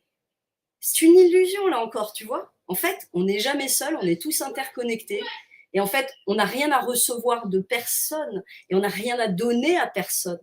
Tu vois, moi, je prends cette image, on m'a montré, parce que j'étais toujours très dynamique, tu vois, je voulais donner, je voulais transmettre, ah, je veux faire ça, je veux que les gens ils s'éveillent, tu vois. Mais en face, t'as quoi? Non, laisse-moi tranquille. Tu vois, ah, je veux sauver l'autre, je veux l'aider. Là, il vient, il se plaint, il me dit, ah, je suis malheureux, là, là, là. Alors, tu dis, attends, on peut faire ci, ça, ça. Et en fait, non, la personne, elle vient pas te dire, est-ce que tu peux me donner des solutions? Elle vient se plaindre. Elle veut juste se plaindre. Et elle est contente d'être dans ce système. Et toi, tu vas essayer de l'aider alors qu'elle t'a rien demandé. En vérité, elle veut juste se plaindre. Donc, à toi d'accepter si tu veux qu'elle se plaigne ou pas, si tu veux être un déversoir. Si tu n'as pas envie, bah, tu dis, non, écoute, moi, vraiment, je pense que tu devrais aller parler à un psy parce que moi, j'ai assez accueilli ton énergie, aujourd'hui, je veux plus l'accueillir. Tu vois, tu as le droit. En fait, tu as le droit. Ça va pas te faire de toi un salaud. Tu vois, en fait, tu vas laisser l'autre face à son choix. Voilà, donc on perd beaucoup, beaucoup d'énergie à croire qu'on peut quelque chose pour les autres. On a été enraciné par ce mythe du Christ sauveur, libérateur, que Jésus, il vient, il ravale tous les péchés. Mais en fait, quand il pense, c'est un putain de vol de karma. C'est comme si tu dis à ton gamin, ah ben, c'est quoi, j'ai fait toutes les épreuves pour toi, t'as plus rien à apprendre. Super, quoi, toi. Donc l'âme, elle, comment elle s'est sentie fière d'elle-même? Comment elle s'est conquis elle-même? Elle peut pas, tu lui as volé toutes ces épreuves. Et tu as fait un grand nettoyage, comme ça, tu dis, c'est bon, c'est fait. Donc moi, je suis l'âme formidable, christique, tu vois, qui a tout appris, puis toi, tu restes un petit vermisseau qui n'a pas pu te conquérir par toi-même, être fier de toi, de te sortir de ta mère, de dépasser tes épreuves, tu vois. Donc il faut avoir conscience que quand on est comme ça, des êtres, et c'est noble, je juge pas ça, j'ai fait partie de ça. Quand on est là à vouloir tout donner, et ben en fait, d'une manière ou d'une autre, on n'est pas à notre place. Et donc l'image, moi, qu'on m'a montrée, c'est, tu as un verre, tu prends un sachet de thé, tu mets le sachet de thé dans l'eau, qu'est-ce qui se passe? Le thé, il infuse. Si à côté, dans ce verre, tu as mis un petit coton, ce petit coton, il va se colorer à la couleur du thé. Donc en fait, plus tu vas être dans ton rayonnement, centré en toi, juste concentré sur le fait de diffuser qui tu es, mais sans faire d'effort, plus tu vas faire l'effort, tiens, je veux te donner ça. Non. Sois toi à l'intérieur de toi. En fait, l'autre, il s'imprègne de toi. Comme tu t'imprègnes des autres. En fait, on s'imprègne les uns des autres en permanence. C'est pour ça que les parents, ils disent, fais ce que je dis, pas ce que je fais. Ça marche pas. Tu peux parler, vociférer, expliquer pendant des heures, ça va rien faire. Parce que on s'identifie les uns aux autres, on est en interconnexion énergétique les uns avec les autres. Et donc en fait, tout ce qu'on doit faire, c'est nous occuper de ce qu'on diffuse en nous, pour nous, de ce qu'on est, être dans ce centre. Et tu vois, pourquoi moi ça a marché au moment où j'ai dit je t'informe de ceci et je prends cette posture? Parce que toute ma vie, j'ai attendu, en m'adaptant, que l'autre se positionne pour savoir comment j'allais me positionner. Donc lui, est-ce qu'il est ouvert à moi? Alors, est-ce que je peux du coup être qui je suis? Non, il n'est pas. Voilà. Attends, je me cache. C'est fini ce temps. On est là pour être qui on est. Il faut l'accepter et il faut arrêter de se juger. Parce qu'en fait, le jugement, la culpabilité, que ce soit un jugement à l'extérieur, la culpabilité portée à l'autre, ou qu'on fait à soi, c'est pareil, c'est la gangrène. C'est la racine du mal. D'accord? Donc, notre capacité de création, elle est gigantesque. Plus tu es puissant, plus tu es lumineux, plus tu as une onde forte. Tu vois, il faut le comprendre ça. Et c'est pas grave. Simplement, prends ton ombre. Prends ton ombre, assume que tu as toute cette part de la création, que c'est magnifique, et qu'en fait, quand tu remets le marron dans l'arc-en-ciel, le blanc revient. C'est pas genre tout d'un coup, ah t'es dégueulasse. Non, non, en fait, ça se rééquilibre sainement. D'accord? Donc, en fait, on est là, tous les êtres qui sont ici, sont des êtres profondément tournés vers les autres, qui veulent aider, qui veulent aimer, qui veulent transmettre, qui sont frustrés, tu vois. On regarde le monde, on dit, waouh, mais c'est quoi ça, tu vois. Et on est là à dire, mais pourquoi? Mais en fait, chacun vit l'expérience dont il a besoin. Donc, tu as des gens, je ne sais pas si ça t'est arrivé, toi qui fais des accompagnements aussi maintenant, Anatole, et moi, ça m'est arrivé dans des accompagnements, de proposer à certains, tu vois, l'absolution, comme on dit, c'est-à-dire une réintégration, un pardon profond de l'âme, tu vois, en mise connexion avec la mère divine, avec le Père divin, avec l'âme profonde, et que l'âme te répond « Ah non, non, non, moi, je suis indigne, tu vois, je veux être puni. » Parce qu'ils ont besoin de faire pénitence. Et ça, tu ne pourras rien faire. C'est à chacun d'accepter à un moment donné que tu es impuissant en vérité. La seule puissance que tu as, c'est toi. C'est d'agir sur toi pour être toi. Donc, arrête de t'épuiser, cherche pas à donner. C'est même pire encore, quand tu vas absolument donner, pousser l'autre à changer, tu violes sa conscience. C'est fort hein, ce que je dis. Mais moi, je l'ai compris, tu vois, ça m'a... J'ai eu des exemples dans ma vie qui m'ont montré ça, que le don peut être une prise de pouvoir sur l'autre, peut être une manière de se positionner au-dessus de l'autre, peut être une violence faite à l'autre, parce qu'il n'est pas prêt, parce qu'il ne l'a pas demandé, parce que lui, c'est pas ce qu'il veut. Et ça, il faut accepter. Accepte que ton père, ta mère, ton voisin, ceux qui te sont tellement proches, veulent vivre un enfer. Et toi, par contre, occupe-toi de toi. Qu'est-ce que tu fais pour ton enfer personnel? Comment tu fais pour faire la paix avec tous ces êtres? Pour repartir d'ici sans être attaché avec des valises, là, à des conflits, à des haines, à des regrets qui vont faire que tu vas revenir dans une putain d'autre vie pour régler ça. Moi, personnellement, j'ai plus envie. Tu vois, donc je solde tous les comptes. Je dis, oh là là, attends, j'ai un peu de colère contre là. Alors, en fait, je me rends compte, c'est de la colère que j'ai contre moi. D'avoir accepté, en fait, d'être maltraité, tu vois. Donc, voilà, il y a quelque chose de ça et qu'on peut faire aussi à travers des rituels symboliques pour accompagner le processus. Tu vois, moi, le processus dans lequel j'ai envie d'emmener les gens, là, dans l'atelier, c'est un processus que j'ai... Oui. Justement, Lily, si tu veux bien, on va en parler de l'atelier, justement, si tu es d'accord. Ça, tu vas pouvoir le présenter. Donc, cet atelier, libérez-vous définitivement des limitations de la matrice et de la dualité. Un atelier qui aura donc lieu le mardi 26 septembre à 20h30 au prix de 59 €. Je te laisse le présenter, justement. Bon, alors l'idée, c'est de dissoudre l'enfer, hein, comme je l'ai dit. C'est de conscientiser qu'on a projeté, à travers notre croyance et notre jugement, une réalité fausse, qui est une illusion, et qui a généré par contre une création, une manifestation dans la matière. D'accord ? Pour faire ça, pour moi, il y a deux temps, en fait. Hein. Il y a d'abord identifier en soi, je dirais, à travers notre système énergétique, parce qu'en fait, ça s'écrit aussi à l'intérieur de notre système énergétique.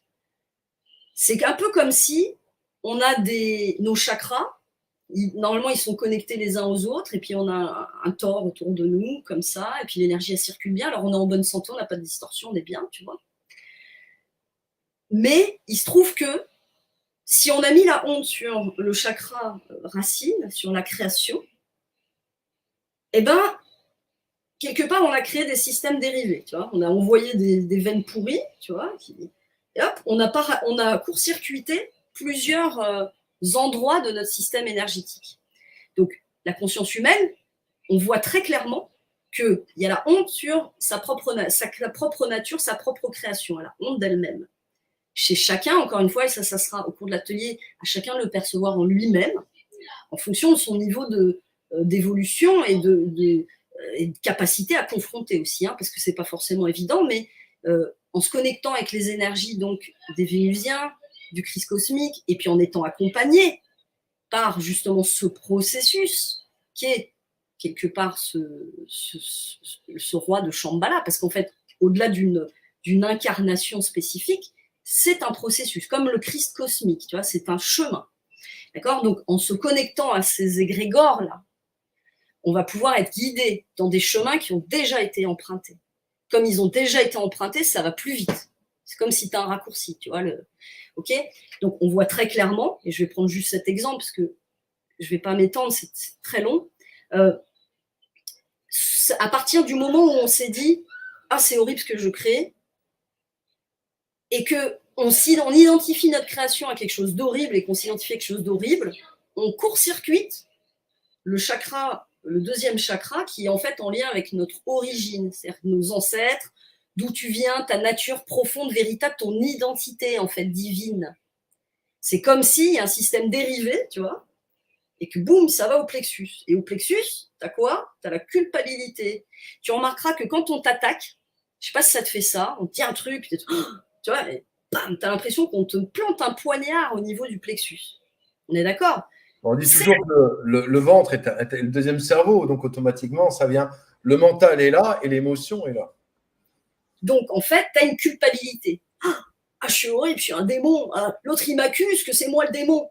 Non, mais quelle horreur. En plus, comme il y a une part de moi qui le croit, inconsciente, encore une fois, hein, c'est pas ah bah oui, tiens, tous les jours, je me dis que je suis un démon. Non, c'est profondément dans ta conscience, dans le bios de l'humanité qui croit qu'elle est démoniaque. D'ailleurs, c'est écrit dans tous les textes. Tu vois, je veux dire, en fait, si on prend les religions, là, d'aujourd'hui, elles te disent clairement, l'humain, il a fait une faute, la vie est une erreur, on a été puni, on est condamné, on vit en enfer, on est là pour errer et souffrir, c'est Dieu qui l'a dit, tu vois. Notre père nous a rejetés.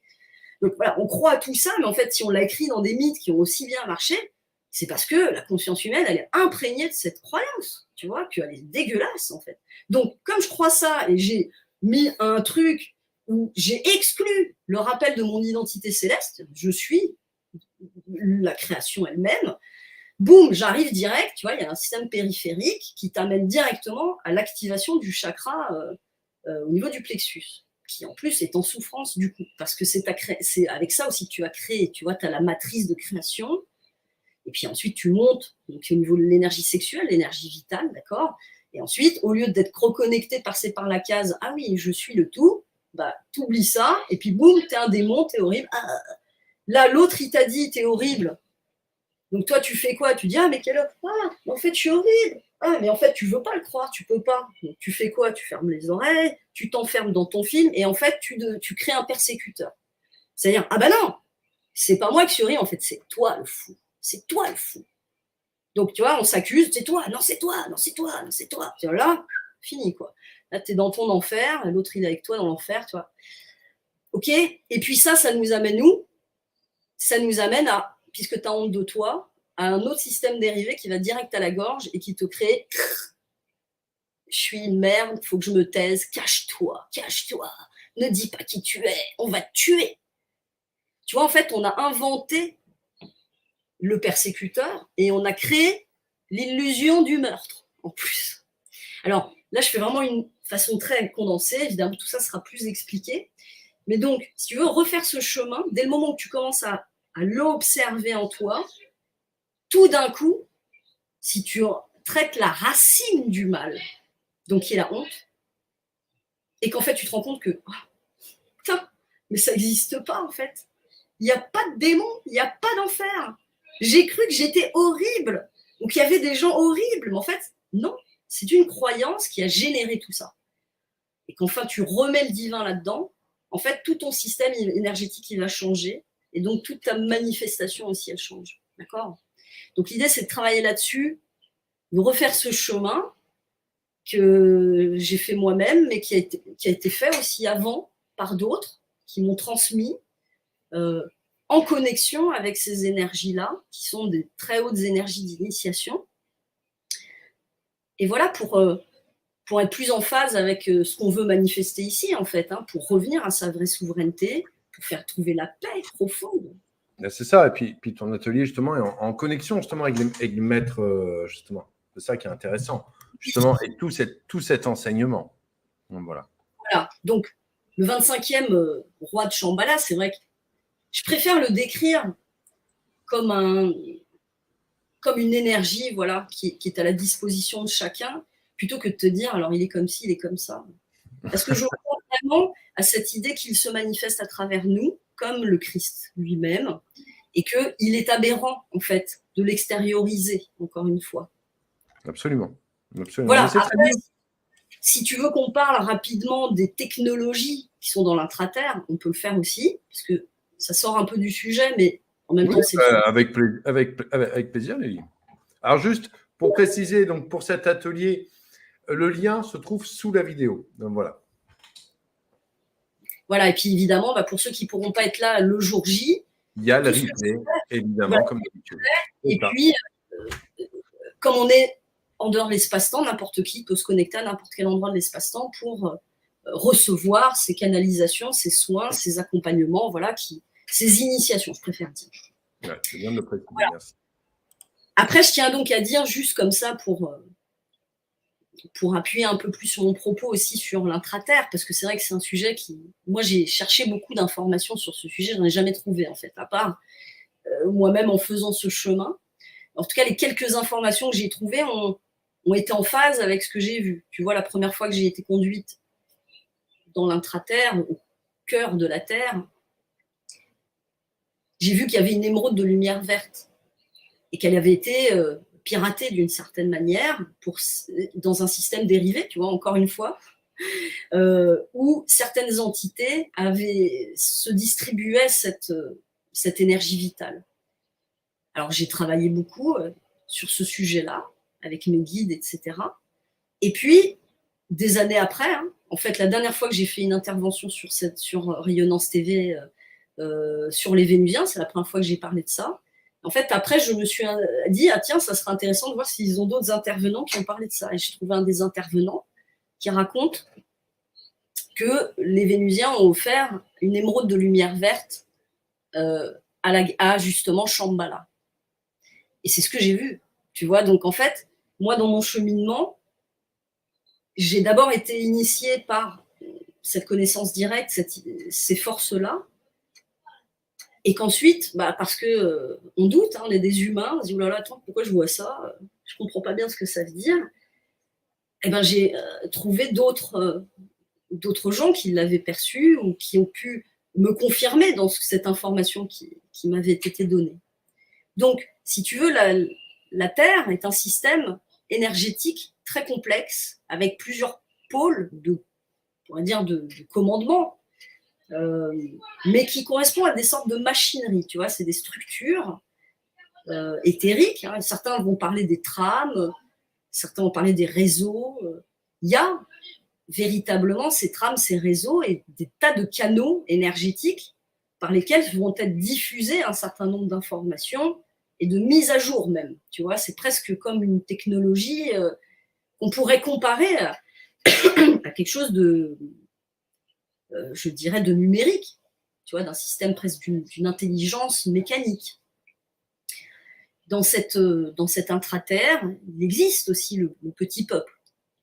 Il se trouve que le petit peuple, comme il avait été privé un certain temps de son énergie vitale, cette émeraude de lumière verte, s'était retrouvé complètement asséché. En fait, en quelque sorte, c'est comme si sur Terre, on a aussi créé l'enfer à l'intérieur de la Terre. D'ailleurs, dans les représentations mythiques, on observe que souvent, on dit l'enfer, c'est sous terre.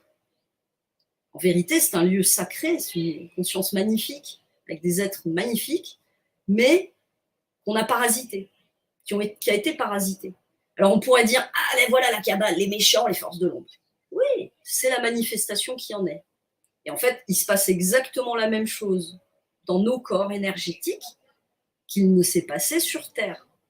On est tellement dans un monde fractal que tout ce qui se passe, comme dit Hermès Trismégiste, Thoth, l'ancien, l'Atlante, ce qui est en haut est en bas.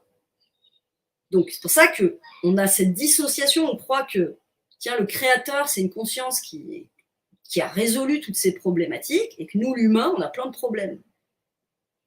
Et que notre planète, elle est victime de nous. Mais en fait, la conscience de la Terre elle-même, elle est comme nous. C'est-à-dire que si tu regardes l'histoire de la Terre, ce qu'on peut dire, tu vois, c'est on sait qu'avant qu'elle soit la Terre qu'on connaît, c'était une planète beaucoup plus grosse. Certains l'appellent Tiamat, tu sais. Et elle a percuté un autre astre. Ça a généré des débris, une restructuration de la planète, la création de la Lune. Mais la conscience Terre, tu vois, qui vit cette atteinte à son corps, comment tu penses qu'elle le vit psychiquement? Parce qu'en fait, elle a une conscience. Donc, elle se dit, mais je ne suis pas celle que je devrais être. On m'a parasité. On m'a empêché. Ah, je suis pas. Tu vois? Donc, comme nous, je ne suis pas l'être divin que je devrais être. Regarde, j'ai un génome hyper restreint, je ne peux pas l'éviter, je peux pas. C'est quoi cette histoire? Je suis dans quoi? Tu vois? Donc, entendons ça. D'accord? Donc, il y a vraiment ce qui se passe dans l'intra-terre est en lien avec ce qui se passe à l'intérieur de nous. Donc en fait, les opérations dont je parle, j'ai eu cette chance d'être aux premières loges de ces opérations qui sont faites par le collectif. Il y a énormément d'entités. Les Vénusiens, qui sont comme les administrateurs, je dirais, de la matrice Terre, tu vois, de cette matrice, en fait, qui va, comme tu l'as très justement dit, de la dimension 1 à la dimension 5. Si après, en fait, si après on veut monter dans les étages, il faut entrer dans l'astral, tu vois. Et c'est parce qu'on rentre dans d'autres niveaux matriciels. Mais toutes ces forces-là, elles participent à la création, à l'évolution de la Terre et à l'évolution de notre conscience et aussi de nos corps énergétiques, comme la Terre elle-même évolue d'un point de vue énergétique. Et on parle beaucoup de l'ascension comme cette seconde Terre, cette nouvelle Terre qui arrive, qui est un monde de cristal, où en fait, justement, pour ceux qui ont la vision, tu vois, de ce qui nous attend, quand on regarde les galactiques, on voit bien qu'on va vers une éthérisation. On sait bien qu'à un moment donné, alors comment, et ça paraît aberrant pour nos petits cerveaux, comment on va passer de cette densité corporelle, tu vois, où on a l'impression qu'on est physique parce qu'on le touche, mais n'oublie pas une chose, c'est que quand tu rêves, quand tu t'assois sur une chaise, tu t'assois dessus, tu vois, elle est aussi solide que là. Tu peux même vivre des sensations corporelles tout à fait réalistes. Tu vois, le truc de « ah, je vais me mettre une claque pour voir si je rêve pas », mais en fait, dans un rêve, tu te mets une claque, tu sens la claque. Donc, entendons que notre perception, elle nous met dedans, hein, d'accord? Donc, on croit à cette matière, encore une fois, on croit à cette séparation, mais en vérité, dès le moment où on aura pris conscience qu'il n'y a pas de mal, qu'il n'y a pas de temps, qu'il n'y a pas, en fait, ces limitations auxquelles on croit et que du coup, on crée, c'est comme si tout d'un coup, les murs, tu vois, le décor, là, les murs, ils vont devenir translucides et tu vas te rendre compte qu'en fait, là, juste devant toi, il y a tout est galactique. On est tous déjà là, tous ensemble. En fait, ils sont là, mais juste, tu es enfermé dans ton. Ce qu'on m'avait montré aussi, pardon, je pars un peu je suis très excitée, mais parce que c'est fou. Mais on m'a montré que les yeux, c'est comme un casque de réalité virtuelle, tu vois. C'est-à-dire que tu crois que tu perçois quelque chose. Mais en vérité, tu as un masque devant la gueule, tu vois. Donc, en fait, il faut réussir à faire ça. Tu vois. Ah. Alors, récemment, on nous a upgradé quand même. On nous upgrade. Il y a des upgrades qui sont faits. Hein. On ne les perçoit pas forcément, mais en fait, on en voit les effets. Hein. Comme tu le dis, tout d'un coup, les gens s'éveillent, tout d'un coup, des mecs, tu ne t'attendais pas, ils vont te dire un truc, tu dis « waouh, qu'est-ce qui s'est passé ?» Un exemple de ça, de cette évolution, l'hiver dernier, je suis au supermarché, je vis dans un petit bled, tu vois. Je suis au supermarché en bas de chez moi, voilà, à côté.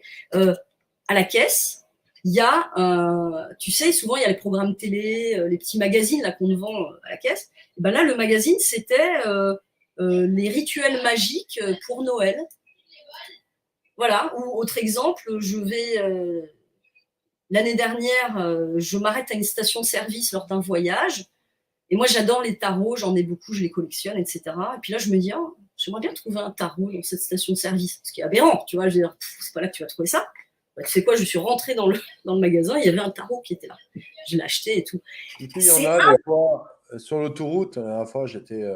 Et des fois, si, ils vendent des tarots maintenant à la station-service. C'est nouveau, on est d'accord que c'est nouveau. Complètement nouveau. Mais justement, tout est fait au niveau énergétique. Enfin, tu vois, même bon, pour les personnes qui vont s'intéresser même au film, je regardais à la fois, j'avais mes enfants, les plus jeunes qui regardaient un dessin animé. Puis j'écoutais comme ça de loin et je me disais, mais ça parlait d'aura, ça parlait, tu vois.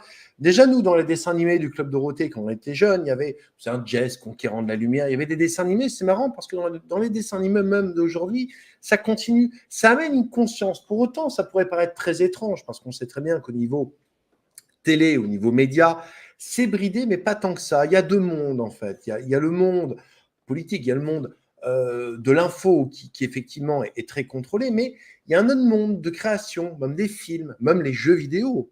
Les jeux vidéo, vous avez des jeux aujourd'hui. Oui. Je vais prendre un exemple, il y en a un qui vient de sortir aujourd'hui, où ça remet, si vous voulez, sur l'histoire de l'humanité, sur l'histoire de l'univers.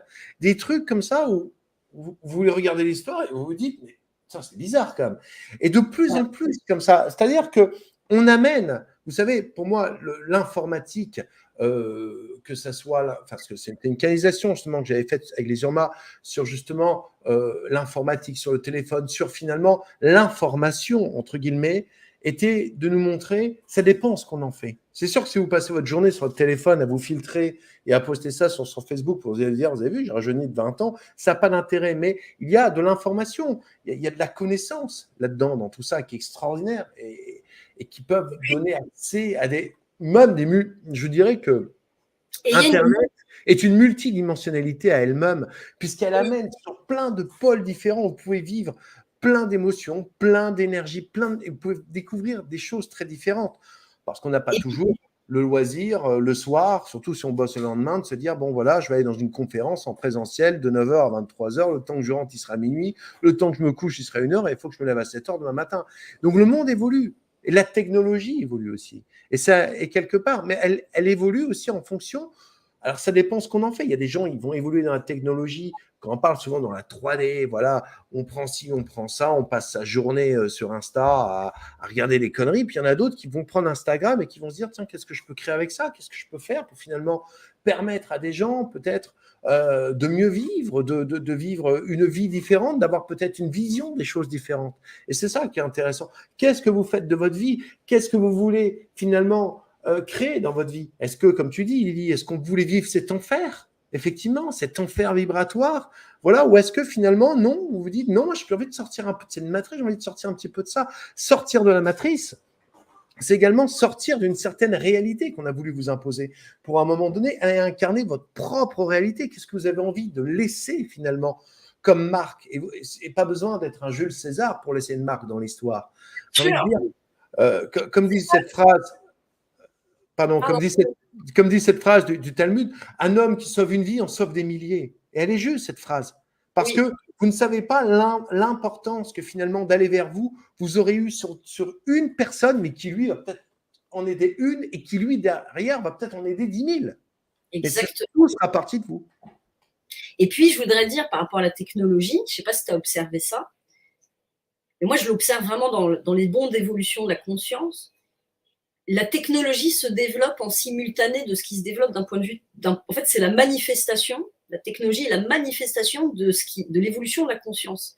Par exemple, tu vois, cette interconnexion qui amène Internet, tout d'un coup, on a décloisonné les cultures, on a décloisonné l'espace, le temps. Tu vois, en fait, il y a un affranchissement de plus en plus de cette distance, tu vois, ou avec un rapprochement de l'étranger, entre guillemets.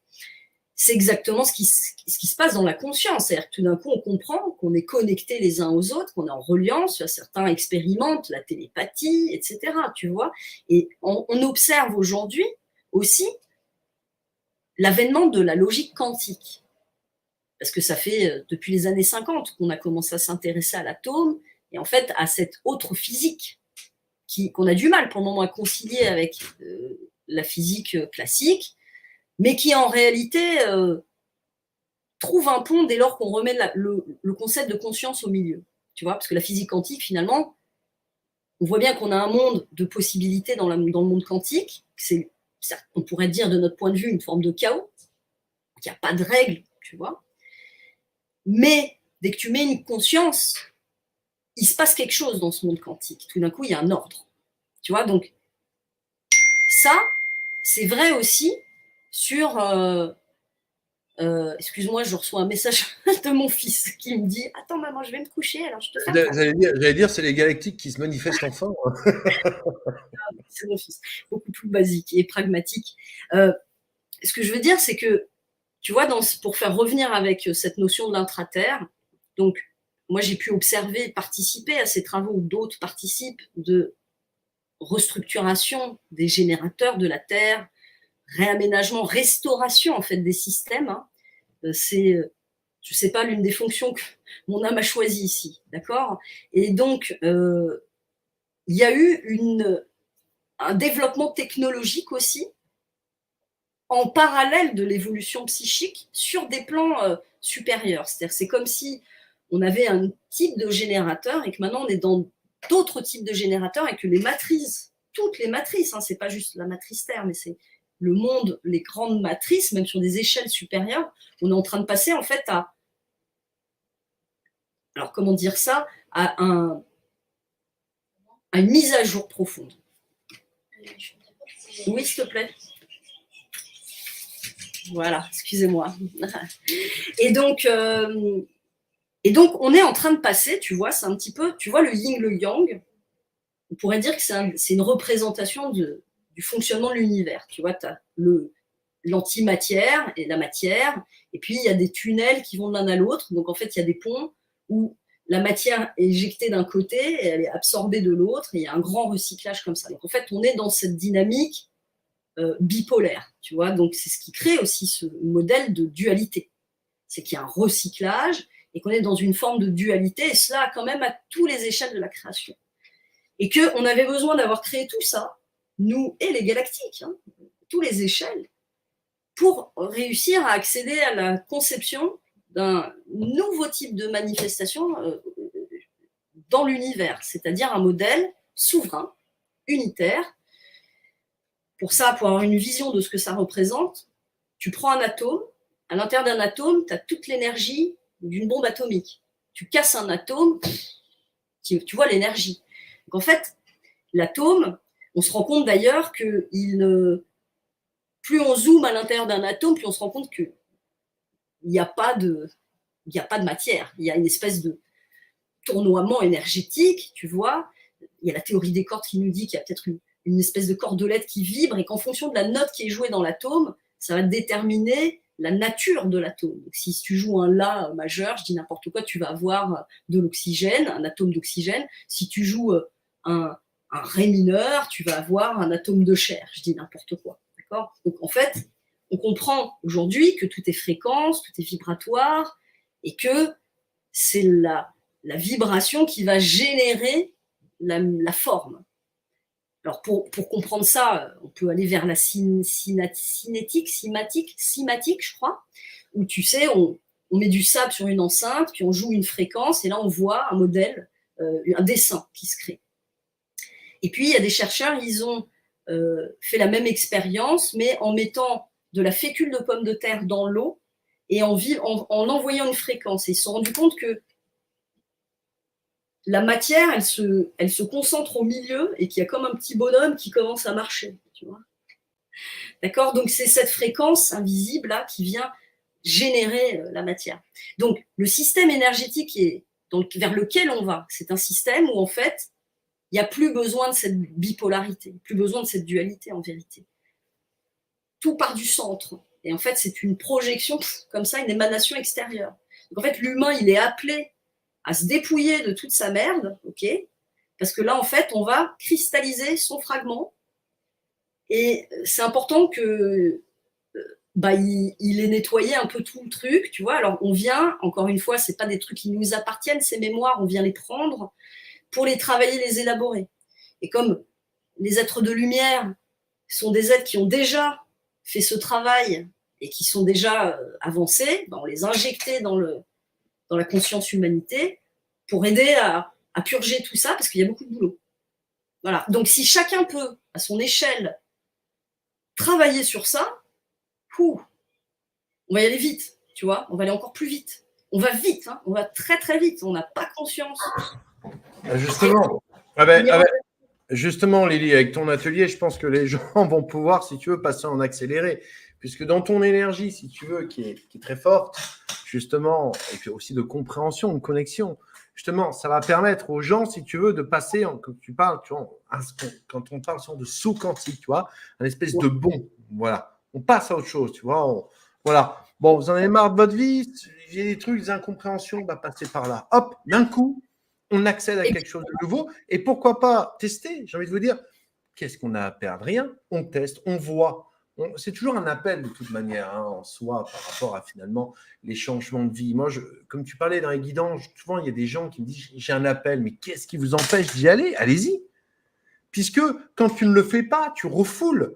Et finalement, la vie, tu sais, qui au départ, si tu avais fait juste un tout petit pas, ça aurait pu être merveilleux. Puis un jour, tu te retrouves avec une montagne de merde, un truc qui monte, tu sais, tu te dis, il va falloir que j'escalade ça pour enfin arriver derrière à ce que je devais être. C'est horrible. Donc vraiment, il y a vraiment quelque chose vraiment où on nous demande de plus en plus d'aller vers nous. Et on parle de l'ère du Verseau. L'ère du Verseau, c'est cette ère de changement. Le Verseau, c'est quoi? Le Verseau, c'est le changement, c'est s'adapter. Et c'est vers là qu'on tend finalement à nous amener, à s'adapter. Ça va changer, ça va beaucoup bouger. Chose que il y a 30 ans, eh bien non, ça bougeait pas des masses, c'est vrai. Tout était un petit peu linéaire. On se mariait à tel âge, on avait des enfants à tel âge, on se arrêtait à la retraite à tel âge et on mourait à tel âge. Mais aujourd'hui, ça bouge. Et ce qui finalement est une vérité dans l'instant ne peut ne plus l'être, même des fois, une semaine après, ça bouge. Et les énergies bougent, on nous demande d'être justement dans cette mouvance avec les énergies. Ce qui fait que finalement, on n'est plus à contre-courant de nous-mêmes, on est justement dans ce flux énergie et finalement on se laisse porter parce qu'on dit que le Verseau est un signe d'air. Eh bien, c'est un air nouveau qui arrive sur cette terre, un air vibratoire nouveau qui souffle. Et justement, plutôt que d'aller à contre-courant tout cela, c'est essayer un petit peu de survoler, de voler avec tout ça et d'essayer de se laisser à la fois porter, mais à la fois de le faire aussi en conscience, parce que c'est pas rester sur son canapé, bon, c'est l'air du Verseau, j'attends que ça passe. Non, on se laisse porter. On va aussi vers soi. C'est un chemin. Voilà, c'est un chemin. Et au fur et à mesure, eh bien voilà, on se laisse aller aussi un peu à cette symphonie. Voilà, tu vois, j'ai envie de te dire, l'air du Verseau, c'est une grande symphonie avec parfois des chœurs, parfois de la trombone, parfois du tambour, parfois du violon, parfois du violoncelle. Peu importe, mais on se laisse aller au cœur de la musique. Même voir un tango, des fois ça tangue, des fois ça monte, tu vois, et ainsi de suite. Et on se laisse porter, entraîner. Des fois c'est violent, des fois c'est calme, etc. Et puis, c'est ce chemin, tu vois, c'est important parce que c'est vrai que c'est pas parce qu'il y a un chemin qu'on peut pas faire des bons cantiques. Parce que je t'assure qu'au moment où tu perçois la honte primordiale qui a généré le mal, c'est immédiat que ça dissout la croyance, que ça dissout le mal et que l'enfer disparaît. Donc vraiment, il faut l'expérimenter, ce chemin, pour le comprendre, que c'est bim. Et c'est pour toujours. Tu vois, c'est pas, ah tiens, j'ai fait ça, puis le lendemain, ah, j'ai recréé mon enfer. Non, non, non, non. Tu as une prise de conscience qui est telle que tu fais un bond évolutionnaire fabuleux. Tu vois, je veux dire, mais moi, j'ai fait beaucoup, beaucoup d'introspection, de trance canalisée, etc. C'est fou de se dire qu'on peut encore faire des... Oh, wow. Tu vois, c'est tellement gros devant ton nez que tu ne le vois pas, que quand tu le vois, tu dis, mais comment c'est possible que je ne l'ai pas vu? Et mais en fait, à partir du moment où tu prends cette conscience, tu as une libération véritable, véritable et durable, tu vois, c'est... Voilà. Et pour pouvoir faire ce chemin rapidement, c'est mieux d'être accompagné par des gens qui ont déjà fait le chemin. Et c'est au-delà des mots. Je peux te l'expliquer, c'est une chose, ton cerveau, il va le comprendre, tu vas dire, ah oui, je le comprends intellectuellement. Moi, ce que je suis en train de te dire, c'est des choses que j'ai compris intellectuellement, avant de les vivre. En fait, quand tu les vis, que tu les explores en toi, dans ton propre système énergétique, à travers ton propre chemin de vie, et que tu comprends que c'est universel, en fait, et que ça te relie avec cette conscience globale, c'est fabuleux, quoi. Voilà. Franchement, c'est une vraie opportunité, je pense, et moi, je me réjouis que de toute manière, ce chemin, il est tracé, et que peu importe le temps que ça prendra, tout le monde va pouvoir l'emprunter, hein, parce que ce grand roi de Shambhala a tracé la voie. Le grand Christ cosmique, ce moment où on dit dans l'Apocalypse, tu vois, à travers la figure d'Élie, il est dit que Élie va amener le cœur des hommes à Dieu et que Dieu va donner, et que Dieu va donner, non, attends, pardon, et qui va rapporter aux hommes le cœur de Dieu. C'est écrit comme ça dans l'Apocalypse. C'est des scènes qui ont eu lieu. Elles ont déjà eu lieu. Cette scène-là, elle a eu lieu. Et précisément, c'est parce que l'humain a créé cette conscience du cœur. D'ailleurs, je parlais avec une amie qui me disait, tiens, c'est étonnant parce que les galactiques, il y en a plein, ils n'ont aucune émotion, etc. C'est vrai. Donc, on a quelque chose de très particulier aussi en tant qu'humain. Ce cœur vibrant, christique, est une technologie, en fait, hein, qu'on vient, nous, à travers ce cheminement très lourd, très fatigant, très épuisant, très difficile. Il faut être fier de nous. C'est vraiment très important d'être fier de nous. Il faut savoir que les constellations angéliques, galactiques, sont dans une gratitude envers tout ce que nous faisons ici. D'accord? Et donc, c'est normal qu'elles veuillent nous soutenir, etc. Tu vois? Parce que ce qu'on fait est un travail, un grand œuvre, comme on dit dans la chimie, de transmutation, comme tu l'expliques très bien, de transmutation, de transformation énergétique de la conscience elle-même et de sa manifestation et de la manière dont la matière ou la vie ou ce qui est manifeste va se manifester. On est en train de changer totalement de paradigme. On est en train de passer d'un truc qui est bipolaire à un truc qui va être unitaire en chacun, où tout va partir du centre pour se projeter à l'extérieur. Voilà, donc on va sortir vraiment, en fait, de cette dualité progressivement. C'est mieux en tant qu'individu d'accompagner le mouvement. Il faut avoir conscience aussi que dans ce processus où nous sommes engagés tous, à chacun avec notre expérience, donc avec notre âge aussi, tu vois, certains ne seront pas prêts à le vivre, ne pourront pas passer cette étape. Mais c'est pas grave, l'âme est éternelle, la conscience. C'est pour ça qu'il y a quelques années, Lily, on parlait justement de deux mondes qui allaient se créer. Deux Oui. mondes de conscience. Les gens pensaient que c'était un monde qui allait être comme ci, un monde qui allait être comme ça. Non, c'est deux mondes de conscience. Ça sera plus difficile pour ceux qui ont la conscience de s'adapter à ceux qui ne l'ont pas. Mais justement, c'est tout un travail énergétique finalement qui s'opérera Oui. là-dedans. Et puis ça va s'inverser. C'est-à-dire que très concrètement, la Terre, elle fait ces changements. Tous nos biorhythmes sur Terre, ils sont calqués sur les biorhythmes de la Terre. Si la Terre, elle est à 7,4 Hz, notre corps est à 7,4 Hz. Si la conscience Terre, elle change de fréquence, si toi, tu ne changes pas de fréquence, ça va être compliqué. Et en fait, ceux qui s'accrochent au passé, tu vois, qui ont des résistances ou qui ne sont pas prêts, subissent des dommages corporels très lourds aussi. Alors, ce n'est pas l'unique raison des dommages corporels, je tiens à le dire, c'est-à-dire qu'on n'est pas malade parce qu'on a des problèmes de distorsion. Il y a plein de gens, ils sont malades parce qu'en fait, ils sont venus expérimenter d'abord des distorsions pour trouver soit être des clés pour l'avenir, tu vois, soit ils vont avoir un karma très spécifique par rapport à ça, donc pouvoir réparer des choses qui sont dans leur âme en le manifestant par le corps et en trouvant une résilience à travers ça, tu vois, donc en fait, il ne faut pas culpabiliser les gens non plus quand ils sont malades, etc., en disant attends, c'est parce qu'il faut que tu t'introspectes. Non, non, tu vois, il faut avoir conscience que chacun ici fait un juste chemin pour lui. Donc, dans le chemin juste de lui, si lui, il doit vivre une épreuve qui va impliquer la maladie, mais tu sais quoi, tu devrais être en admiration devant son âme, parce qu'en fait, waouh, t'as un courage de malade de vivre des choses comme ça, tu vois. Voilà. Mais par contre, il existe aussi des gens qui tombent malades parce qu'ils sont en résistance contre eux-mêmes, contre cet appel, comme tu disais. Ils l'entendent, mais ils ont peur. Ils veulent être accrochés, ils ne sont pas prêts. Donc forcément, ça crée c'est un peu comme si tu es écartelé, tu vois. Et en fait, c'est ce qui se passe avec l'enfer, c'est que comme on a cru qu'il y avait un démon d'un côté et un dieu de l'autre, et en fait, on est écartelé, tu vois, notre identité elle est écartelée entre les mondes. C'est très désagréable. Donc l'objectif, c'est quand même de revenir en son centre pour pouvoir être un souverain sur Terre et nous-mêmes être les rois de notre propre Terre. Et je veux rajouter à ça aussi, pendant très longtemps, alors je ne sais pas pour toi, je ne sais pas pour les gens qui nous écoutent, mais moi, pendant très longtemps, je me disais, je ne suis pas chez moi. Ce n'est pas ma planète, ce n'est pas chez moi.